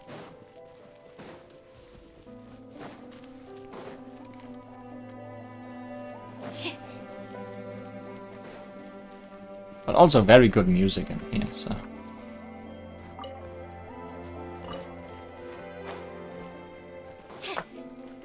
This guy hasn't moved in a while, there's mushrooms growing on him.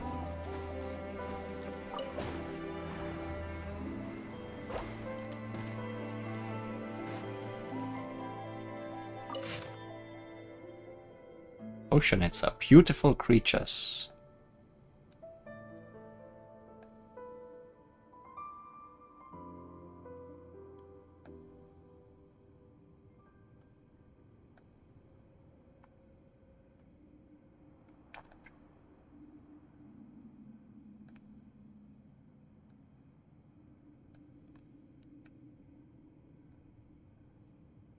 Much talk about Oceanids.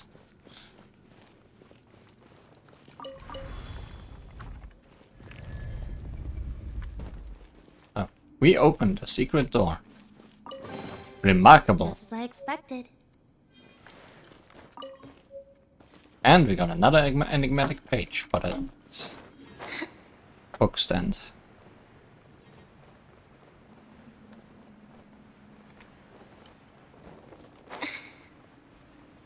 I can say with confidence that I have definitely not explored this room.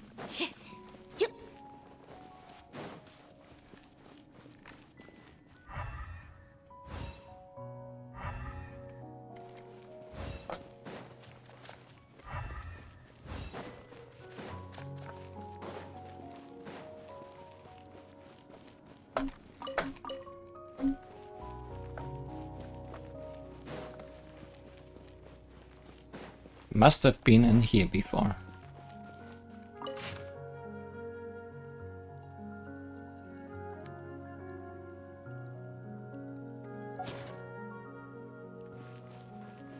Yeah. Clearly. I just don't remember it. It's been a long time, surely.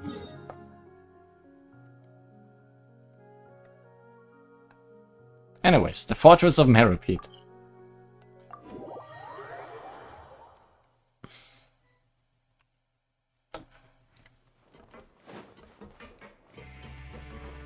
Just the guy standing here at the beginning of the fortress.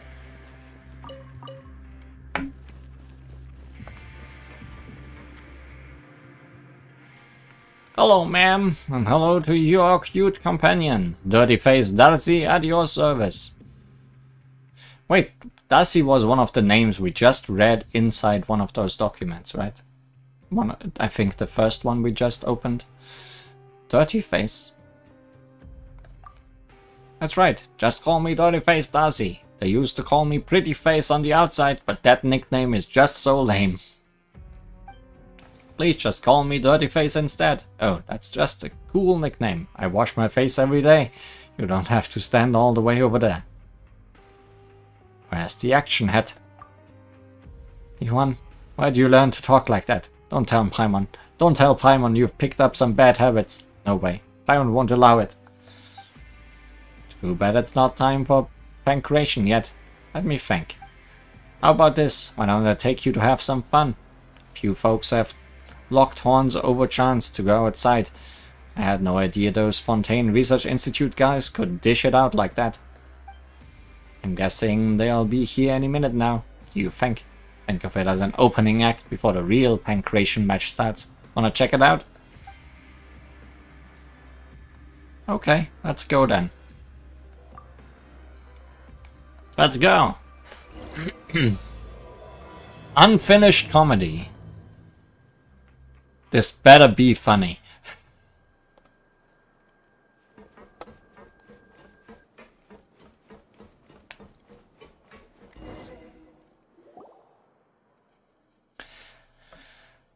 Hi, Estienne. I've brought 2 new friends with me. Your new friends may have come at a bad time. See that? They're gonna be at it for a while. That's an unscientific way of keeping score. Besides, the participants were unsupervised. Is that any way to produce convincing results? I'm calling for a reassessment.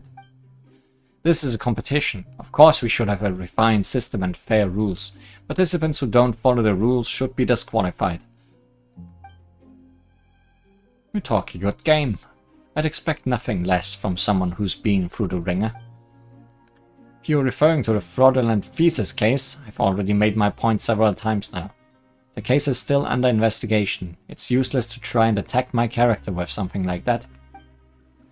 If you say so. After all, you're the only one who knows the truth.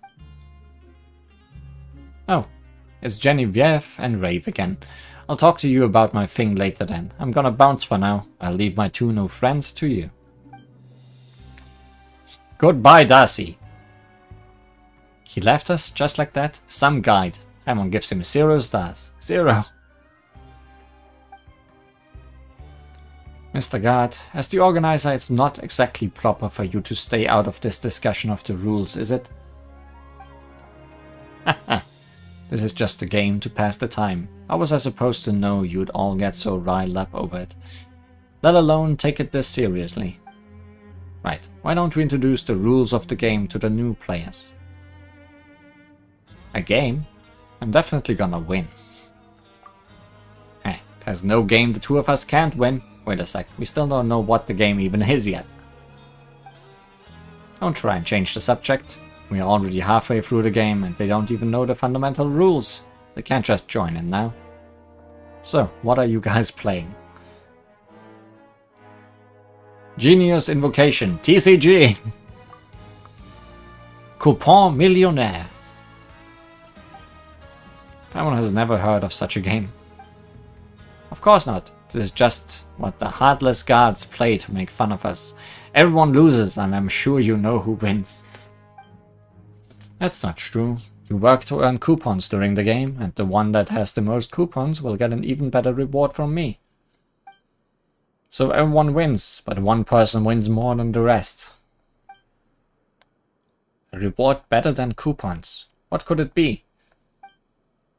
In Darcy's words, a chance to be under the sun. Some of our periodic checks need to be performed outside, and I get to decide who gets these jobs. It wouldn't be very interesting if I just picked based on my preferences. So I created Coupon Millionaire, and those who want to go outside are free to sign up. Whoever gets the most coupons wins the game. If you feel that your strength alone will be insufficient, you can find others to group up with. As for how you earn coupons, I don't care about that. As far as games go, the rules are really vague. It's part of the strategy. Does the Fontaine Research Institute not have similar games? How about you, Darcy's new friends?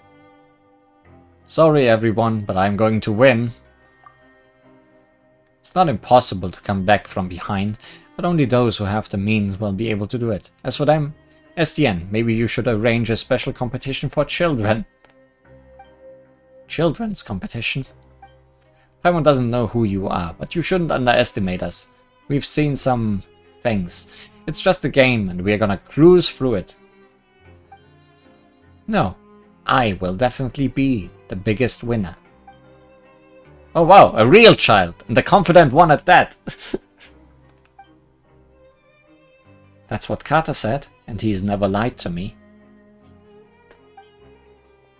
What are you all doing here? Why is there a child in prison? You again, STN?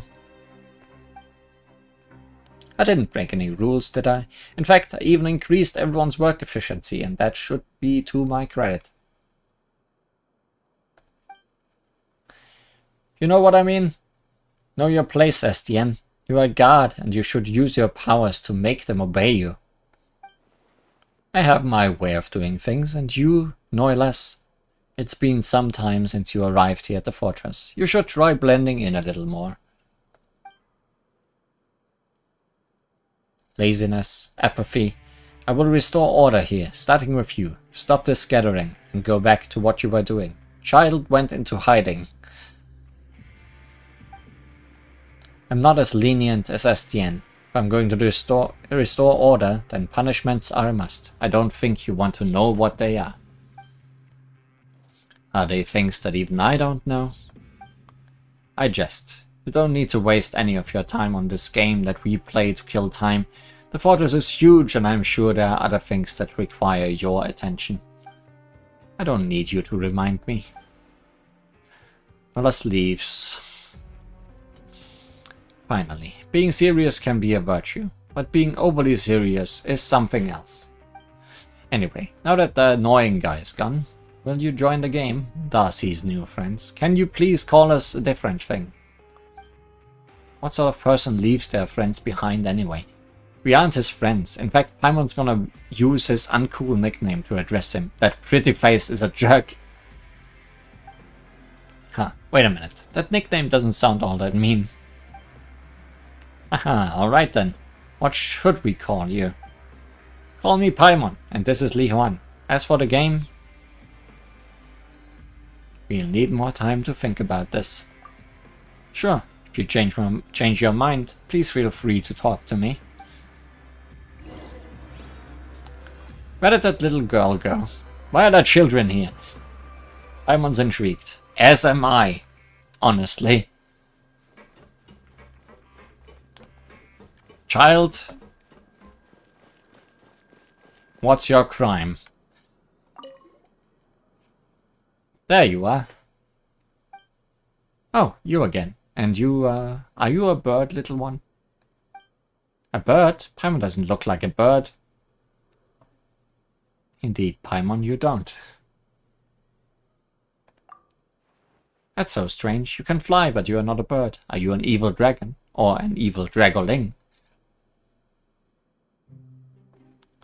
The way you eat and your thirst for wealth certainly fits the bill. No, they don't! Anyway, she is Li Huan and Paimon's name is Paimon. What's your name? I'm Lanur. Miss Li Huan and Miss Paimon, will you please tell me whether the evil sorcerer is still there? The evil sorcerer? Yes, with black clothes and a stave, that branches sticking out of it. Carter said that I mustn't get spotted by that sorcerer, or things will get very bad. Where is this wicked spellslinger? My sword is ready. Why are you playing along? Paimon thinks she's talking about who we just saw. Must have been a guard, right? So, who's this bad sorcerer? Estienne or no less? Estienne is a good sorcerer. He brought me flowers when he returned last time. They had the same color as my skirt. Then Kata taught me to put them into books to make pressed flowers. That way my books would smell nice too. Is this what they call the fragrance of knowledge? No less then. Estienne said he was annoying too. No plot twists. Boring. Just what kind of story are you looking for anyway? Anyway, the evil sorcerer is gone now. Still, why is a little kid like you in the fortress of Meropide? I've always been here. Why does everyone ask me that? It's so strange. Don't you two have your own home too? Home is where your family is. That's what Kata said too, which is why I have a home that I don't know about. How do you call a place that you don't know home? Wait, I can't? That's a toughie, but I'm sure Kata knows the answer. He knows a lot of things, and a lot of stories. Who is Kata? Might Kata, by any chance, be a kid who looks about the same age as you? Nope, he's a lot taller than me. Taller than Miss Li Huan, and taller than the evil sorcerer. Immediately thinking Kata is not human. But I think he's afraid of the evil sorcerer. He lost his sword and the evil sorcerer has a powerful stave, so he hides when the evil sorcerer comes out. This Kata sounds mysterious, and maybe Lanoir is just too young. She hasn't been very clear about herself at all. Maybe this Kata knows more. I guess we can go meet him. We want to meet Kata. Will you take us to see him? Sure, but it's too soon to go back. I want to explore this place while the evil sorcerer isn't here. Will you come with me? Let's go. Aha, let's go. The Bow Wow house is just up ahead. Never been inside though. Can hear bow wow sounds from inside. Maybe that's because there's a lot of furry monsters in there. An evil sorcerer entered once and then became quiet quickly. More dogs! We are staying on theme.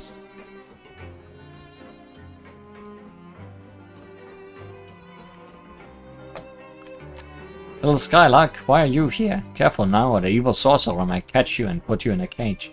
The evil sorcerer isn't here right now. I'm not afraid. Haha, good, atta girl. Seems like everyone knows her. Those who come here frequently will walk around this thing in circles.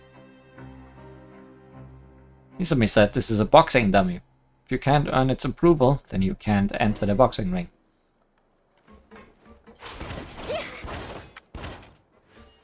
Now Miss Lihan can go take on the furry beasts. We're going on an adventure?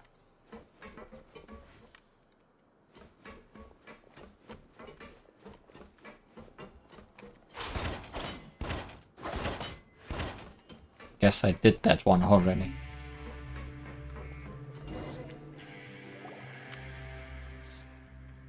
Ouch! I'm sorry, are you alright? What happened? It's the evil sorcerer's magic. We'll be trapped if we get caught in it. Sorry, the light's broken and this expert here isn't anywhere near as good as he claimed. I never said such a thing. Oh, it's you. It's alright. You are a good sorceress. But that bright light really hurt my eyes. Well, you are the knight. So you are not denying that you are an expert. I would never. It's not what you told Galavana. You mean the thing about the Fortress Fontaine Research Institute? Text so fast, always. The fourth said that this is a noise box that can transform evil into good. Turning off the noise box elsewhere is very dangerous, because it might attract the evil sorcerer.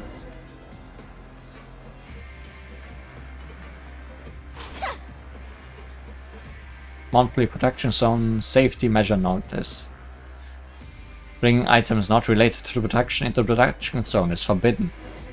This includes, but is not limited to, books, papers, collections, and other reading materials. Invocation TCG. Monthly Protection Zone Safety Measure Notice. Oh, it's repeating.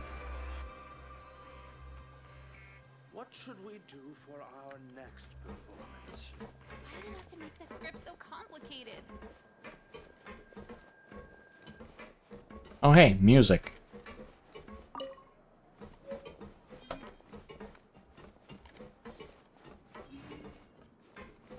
This is how you can see that I never walked here. And slowly and meticulously looking around. Every time we were here, I was just rushing to the next objective.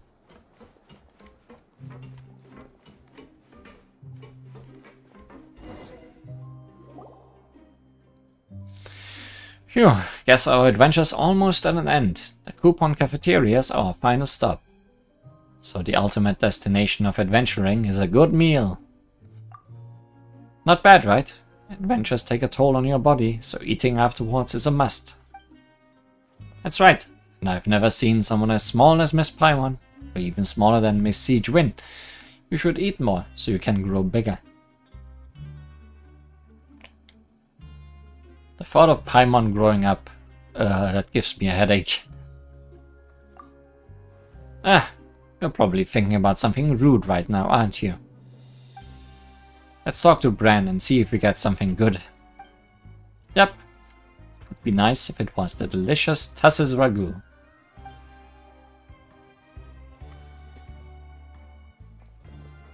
Greetings, Bran. Greetings. What can I do for you? I'll have 500 free meals. Negative. According to the Fortress of Meropede's coupon cafeteria regulations, only 1 free meal per day shall be permitted per person. I'm getting some for everyone. Are you seriously trying to feed everyone here? We just need 2. Understood. Enjoy. I'll have one too. Understood. Enjoy. Miss Lihuan, Miss Paimon, let's open our meals together, alright? 3, 2, 1. Wow, mine's Tassis ragu. What did you two get? It certainly looks like food. Wow, this looks kinda disgusting. So I got the only good meal. Will there be enough if we split it into 3 portions? There's even a fortune inside. What do yours say? Paimon's fortune says, luck only brings fleeting pleasure. Lifelong happiness requires hard work. Yeah, now Paimon's mad. How about you, Li Huan? Things happen. Don't take it personally. Shrug. Just... wow.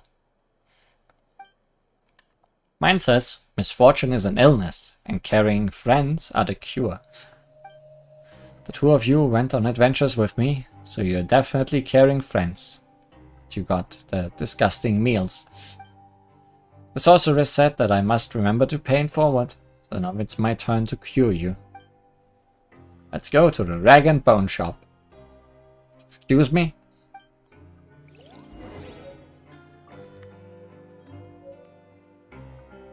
Suspicious minty bean soup. My favorite.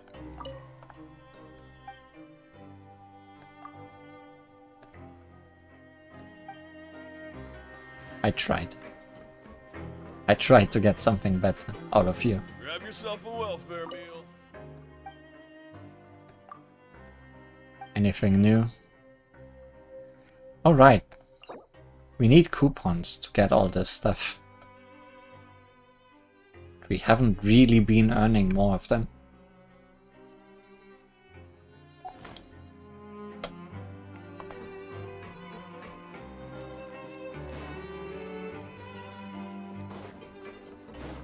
So what's the Rag and Bone Shop?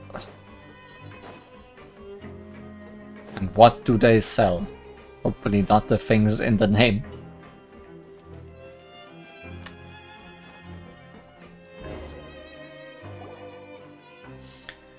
Hello, Alvat. Hey, Skylark. Want a Fanta? No. We just got a new shipment. How about your friends? So this is the Rag and Bone Shop. If you have coupons, we have everything from home supplies like Hydro Phantasm Taint Be Gone to devices that can help you in Pancration Ring. Our wares are trusted and loved by all and sundry. You name it, Rag and Bone Shop has it. Devices that help you, what do you mean? They're for regulars only. Or, if you happen to have friends who are our regulars, I suppose I can show them to you. The special items must be pre-ordered though. Or if you're lucky enough, you might find what you want on the for sale list. We do have the other stuff stocked at all times, so back to my question. How about some Fanta? I want everything in Uncle Alvart's store. That's not going to be a problem. Let's see. We are almost through with this shipment and only food and drinks are left. But they'll cost you a good number of coupons. Really? Are you sure it won't be a problem? Problem? If you mean coupons, Carter gave me a ton of them. So I should have enough. Food and drinks here are really great and you are going to love them, Miss Paimon. Carter said that coupons make unfair things fair. Only I got the delicious Tussis Ragu at the coupon cafeteria, and that was unfair. So now I'm going to use my coupons to buy something delicious for the 2 of you. Something doesn't feel right. But Lenore said that there are plenty of delicious foods and drinks. SDN said that hunger and gross food reduce our work efficiency and put us in a bad mood. We're going to see Carter soon, and we wanna be in a good mood when we see him. That's why we need to fill our stomachs with delicious food. That makes sense. We're counting on you, Uncle Albert.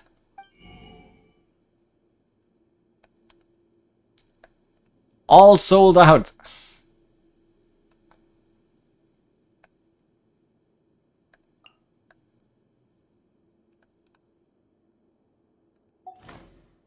Sure. Thank you for your business. If Lenore says so, we'll dig in. Yep, have a good meal, Miss Paimon. Some of those things were expensive. Feasting with Lenore. That was amazing. Paimon's so full she can barely walk. She's getting sleepy too. You never walk. Why are we here again? If you can't remember, then maybe it wasn't important. Why are you here, Lenore? That's a strange question. I've always been here. Before this was a prison? Paimon remembers now. We're supposed to be looking for Kata. Let's go. But I don't know if he's there. Not, we can wait. He might be back soon. Find Kata. We have everything. Oops, we don't have anything right now.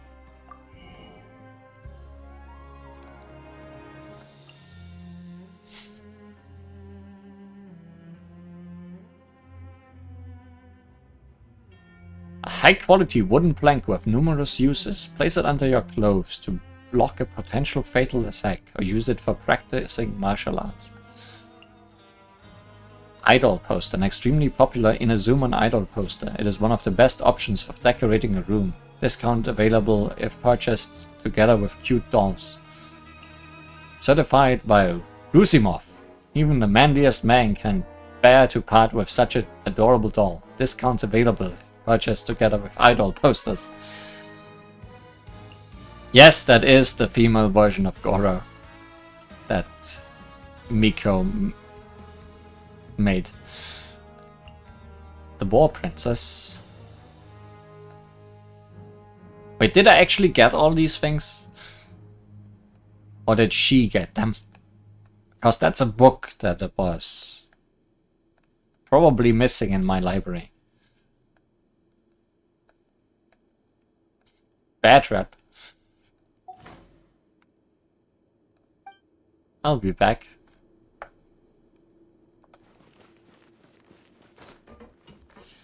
So, what is a kata?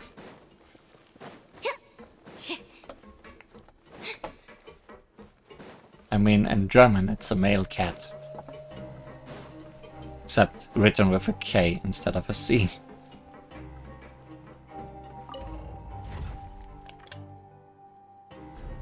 Which, to be honest, would also fit today's theme. Cats and dogs and cats and dogs. Over here. Too far. Kata always tells me stories in the evening, so it doesn't come back soon, just wait a bit. He sounds like a great brother. Yeah, Kata is really good at telling stories. Oh, and look at my braids. He braided them for me too.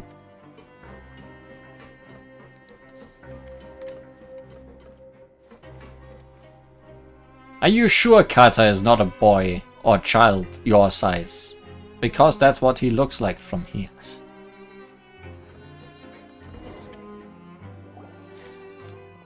Kata, I'm back.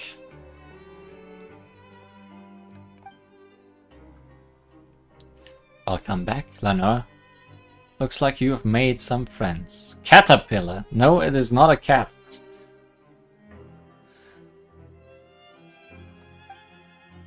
Yes, they are Miss Li Huan and Miss Paimon. Miss Paimon is small and she can fly. She's not a bird. She's not a sealy either.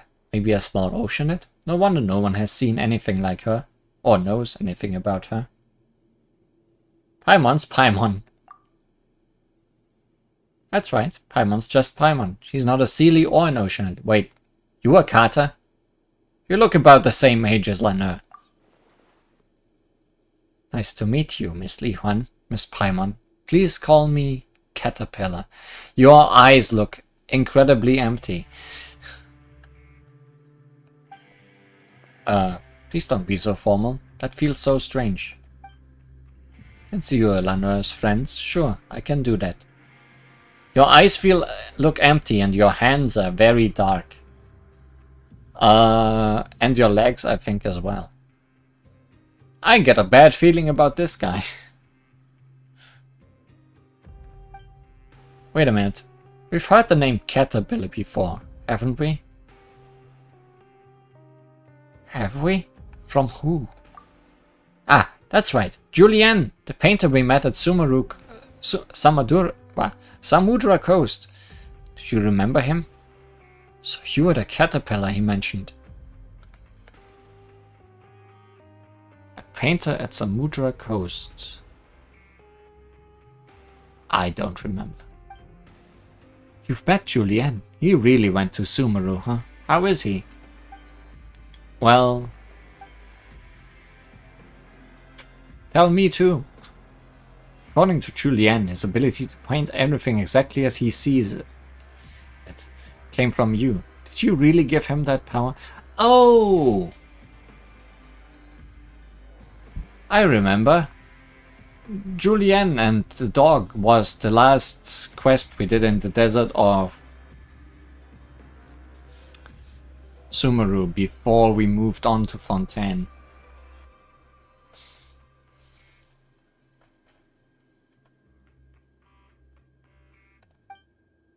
Is that really what he said?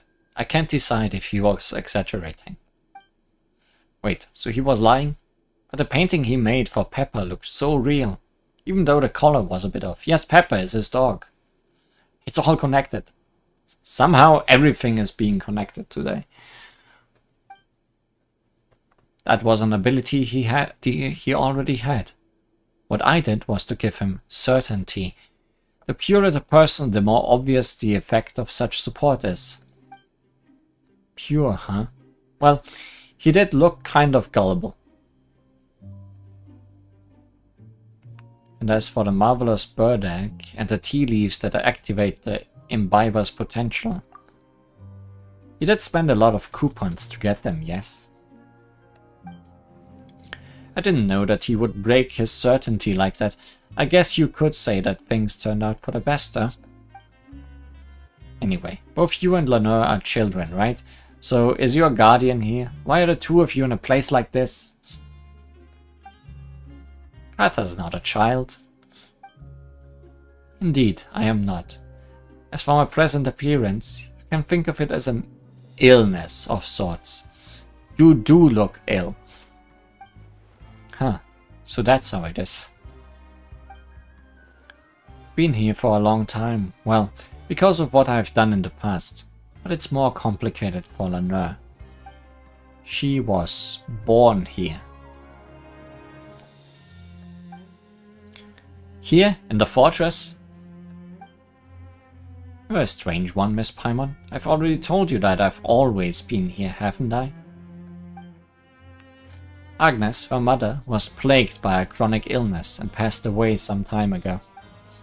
I don't stick my nose into other people's lives, so I didn't know about their situation, but regardless, Lenore wound up with no one to care for her. Maybe it's because I've been here for a long time and Lenore has taken to me, but either way, SDN asked me to look after her. So that's how it is. But she shouldn't be here, right? It's not like she's done anything wrong. You're right, I'm just looking after her for now, and she really should be with her family.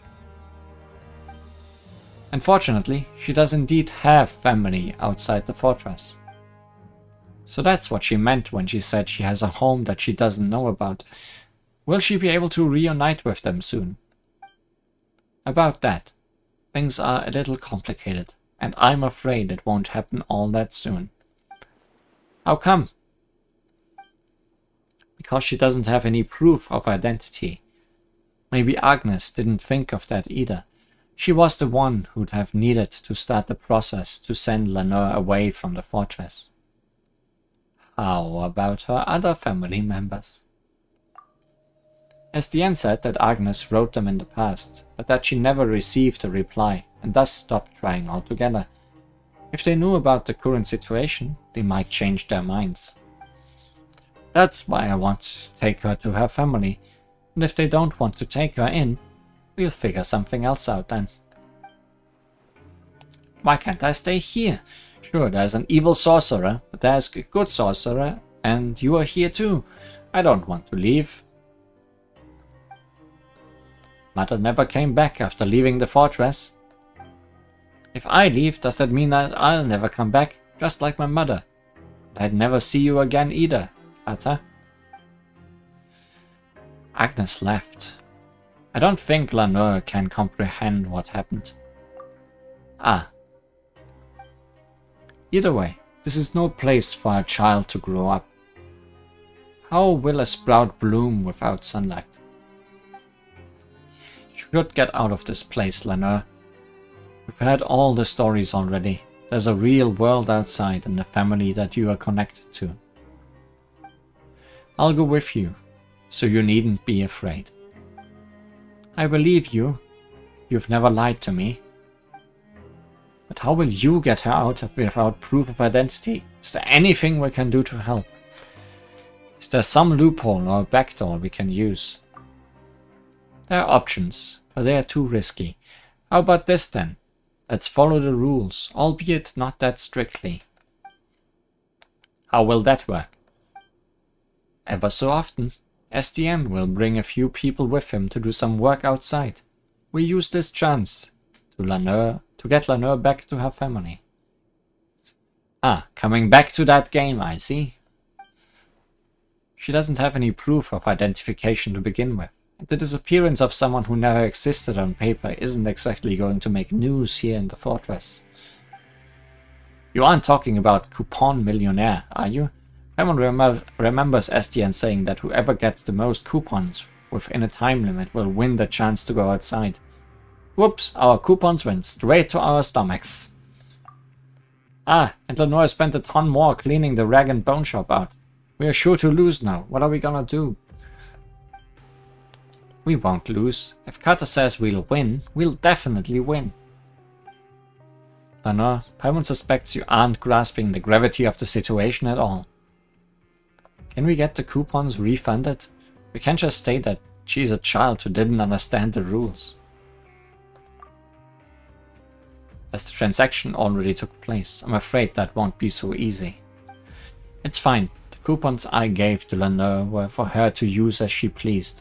This little mishap won't change the outcome. Paimon still feels kinda bad though. Why don't we help you? Paimon remembers SDN saying that you can play the game as a group. Really, Miss Paimon? You and Miss Li Huan will play the game with us too? Yes, and we'll win this thing together. With us here, this will be a piece of cake. There are 4 of us after all. Still, how can you get the most coupons in the least amount of time? I already feel much better knowing that you'll be helping us. Thank you both. As for how to get the coupons, I have a few ideas, but that can wait until tomorrow. You must be exhausted. If you don't mind, why don't you rest up first? There's enough space here. Good idea, Li Huan. If you're tired, why don't we call an early night?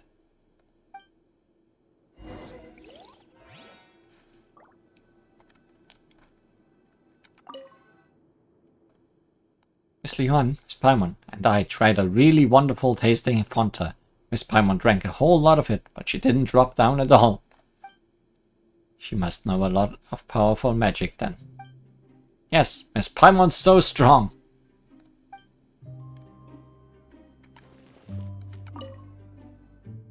Written on it is some common knowledge easily understandable to children. Great.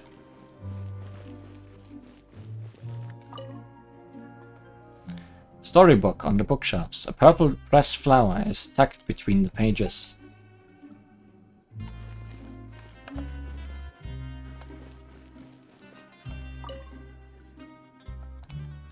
Some storybooks, detective novels, and a collection of papers published by the Fontaine Research Institute.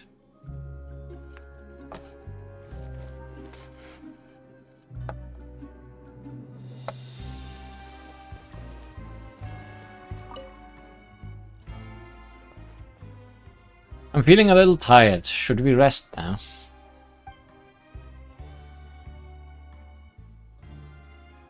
There's something else I want to ask about. Can we ask anything? No, I don't think we can. I think this is just for... Did you look at all the things? Because you might not be able to afterwards.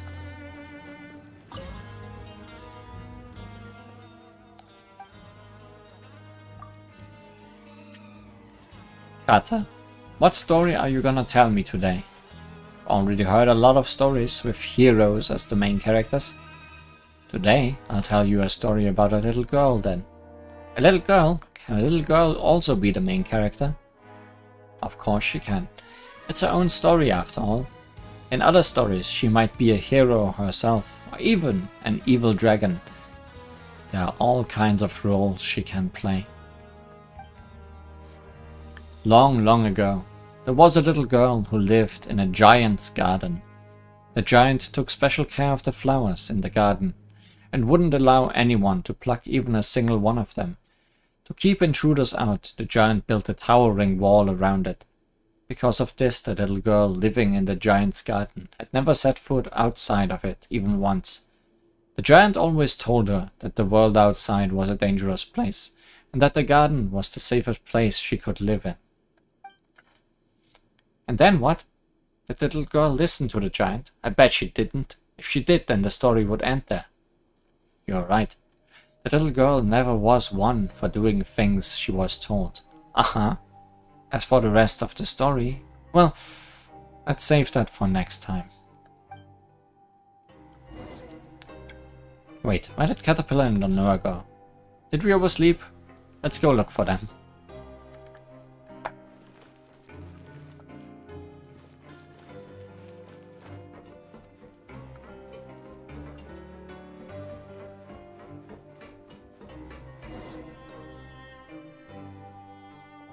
Oh, seems like we've come at a bad time.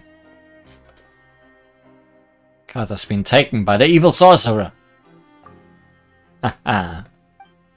What? If I'm not mistaken, you must be Lihwan and Paimon. I'll come back to your question in a moment. I consulted the records from the last 100 years, and I couldn't find any record of a caterpillar. In light of this possible mislaying of documents, we'll need your cooperation to recreate them. There's nothing pressing about the matter, if you ask me. What's the rush about it? SDN, I often get the impression that you couldn't care less about restoring order to this place. I can't agree with your viewpoint. People who habitually indulge their every whim just can't see that too much freedom actually does them harm. I'll restore order to this chaos using my own methods. I'll advise you again not to stand in the way of my work. Chaos? Isn't that just another word for thinking on your feet? You know what, forget it. Is Caterpillar your real name? Additionally, I'll need you to state your crime in as much as detail as possible, the time, location, as well as the final sentence pronounced. The more details you provide, the greater the likelihood we'll have of retrieving your records. If your file was indeed lost, we can fill in a portion of your records based on your statement.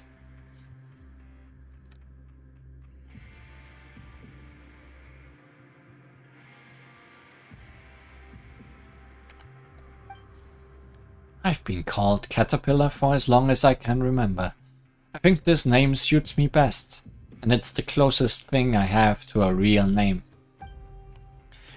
Real name Caterpillar. Confirmed to be correct. Next, state your crime. I carried out a certain task under my master's orders. I failed, but some people suffered because of it nonetheless. This was my crime. Your master? I'll need their full name. Also, when did this occur? Garbled mechanical noises. Unlike me, he has many names. This happened a long time ago. Are you messing with me? Everything I've said is the truth. His voice sounds too low to be that of a child. I apologize. Were you looking for a more dramatic account, or for some lurid details to ignite your imagination? As for what happened that day, I could recount it, sparing no detail, from the furnishings of that clandestine hall to the thoughts of my companion, which I ventured to speculate on. But that's all just a fabrication of the mind made after the fact. We both know that's not what you are really after, for these are nothing more than stories masquerading as the truth. The real story has already turned to smoke along with that barren garden.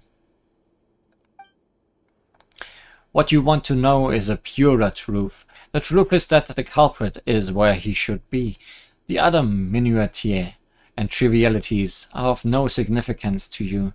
They are inconsequential and thus won't shake up your order in the slightest. There is nothing here for you to trouble yourself with. Everything is as it should be. The culprit is where he should be. There's nothing here for me to trouble myself with. Everything is as it should be. Have you been hypnotized? Compared to the temporarily missing file, surely the misuse of the Rochelle loudspeaker is a more obvious problem. Apart from the unauthorized use, we've also received a number of complaints recently of nervous breakdowns caused by repeated use. You're right, Estienne. The guards have an even greater duty to put a stop to this sort of rule breaking. We should investigate the matter immediately. What are we waiting for then? Let's get this show on the road. That's odd. Why did he flip at the drop of a hat? There's something very fishy about this. Could it have something to do with that stuff Caterpillar said? Paimon just felt a little sleepy when she heard it. I mean, the name Caterpillar immediately evokes Alice in Wonderland, at least for me. And that one was also all smokes and dreams and manipulation, so let's just ask him directly.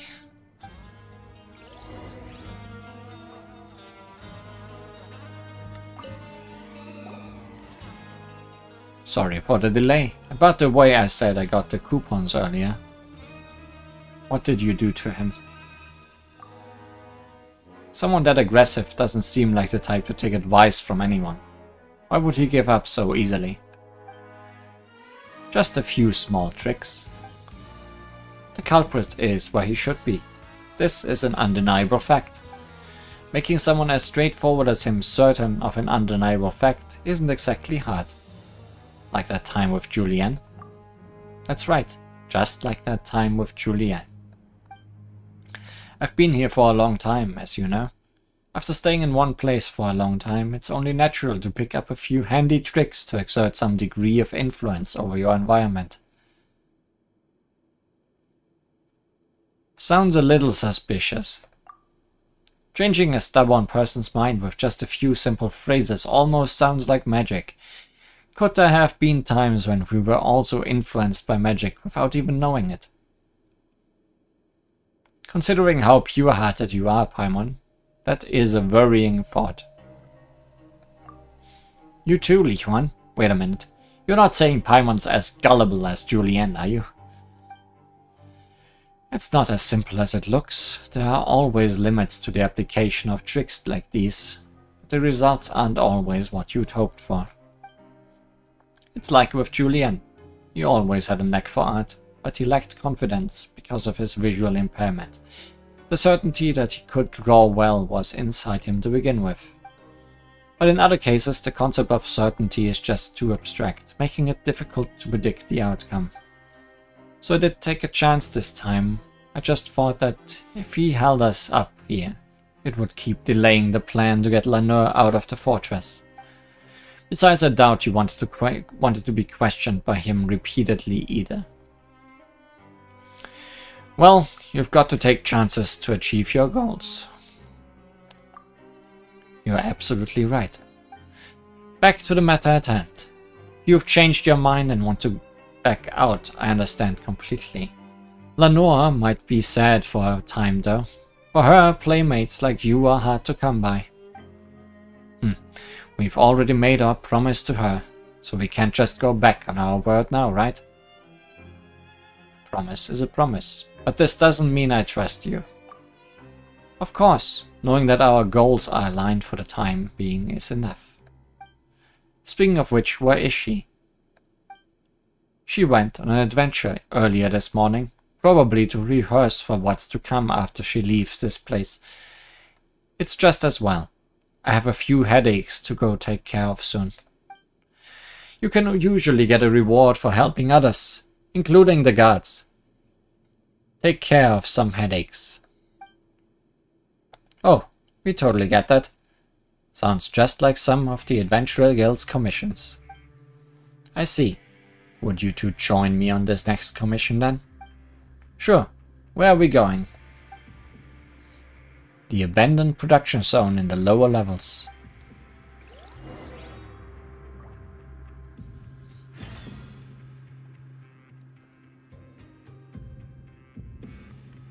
That was something...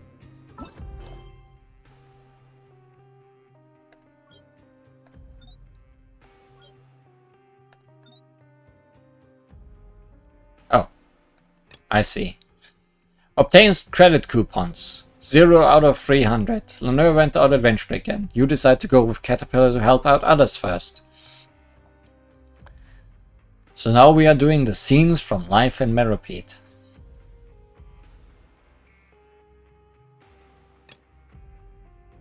Which I guess is our way of getting that 300 coupons. I guess that's a good time as any to stop for today. And next time we can start grinding for money. Or whenever we get back to this quest. Because we might get interrupted by main story pretty soon. Tea is ready. Now it's time for a short rest. Like, how long is this version still gonna last? Does it say that anywhere here? Oh yeah, 5 days. Until the battle pass ends, so not much longer.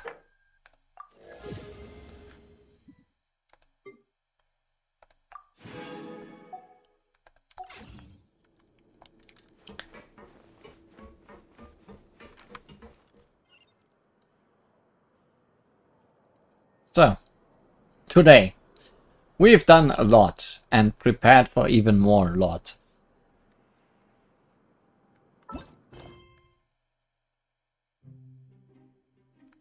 I really have been lacking behind on all these world quests.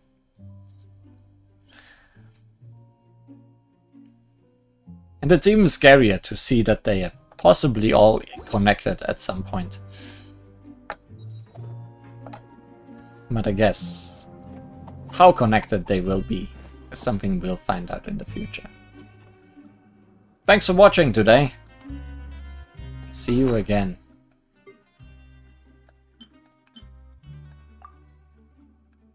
Next time on Genshin Impact.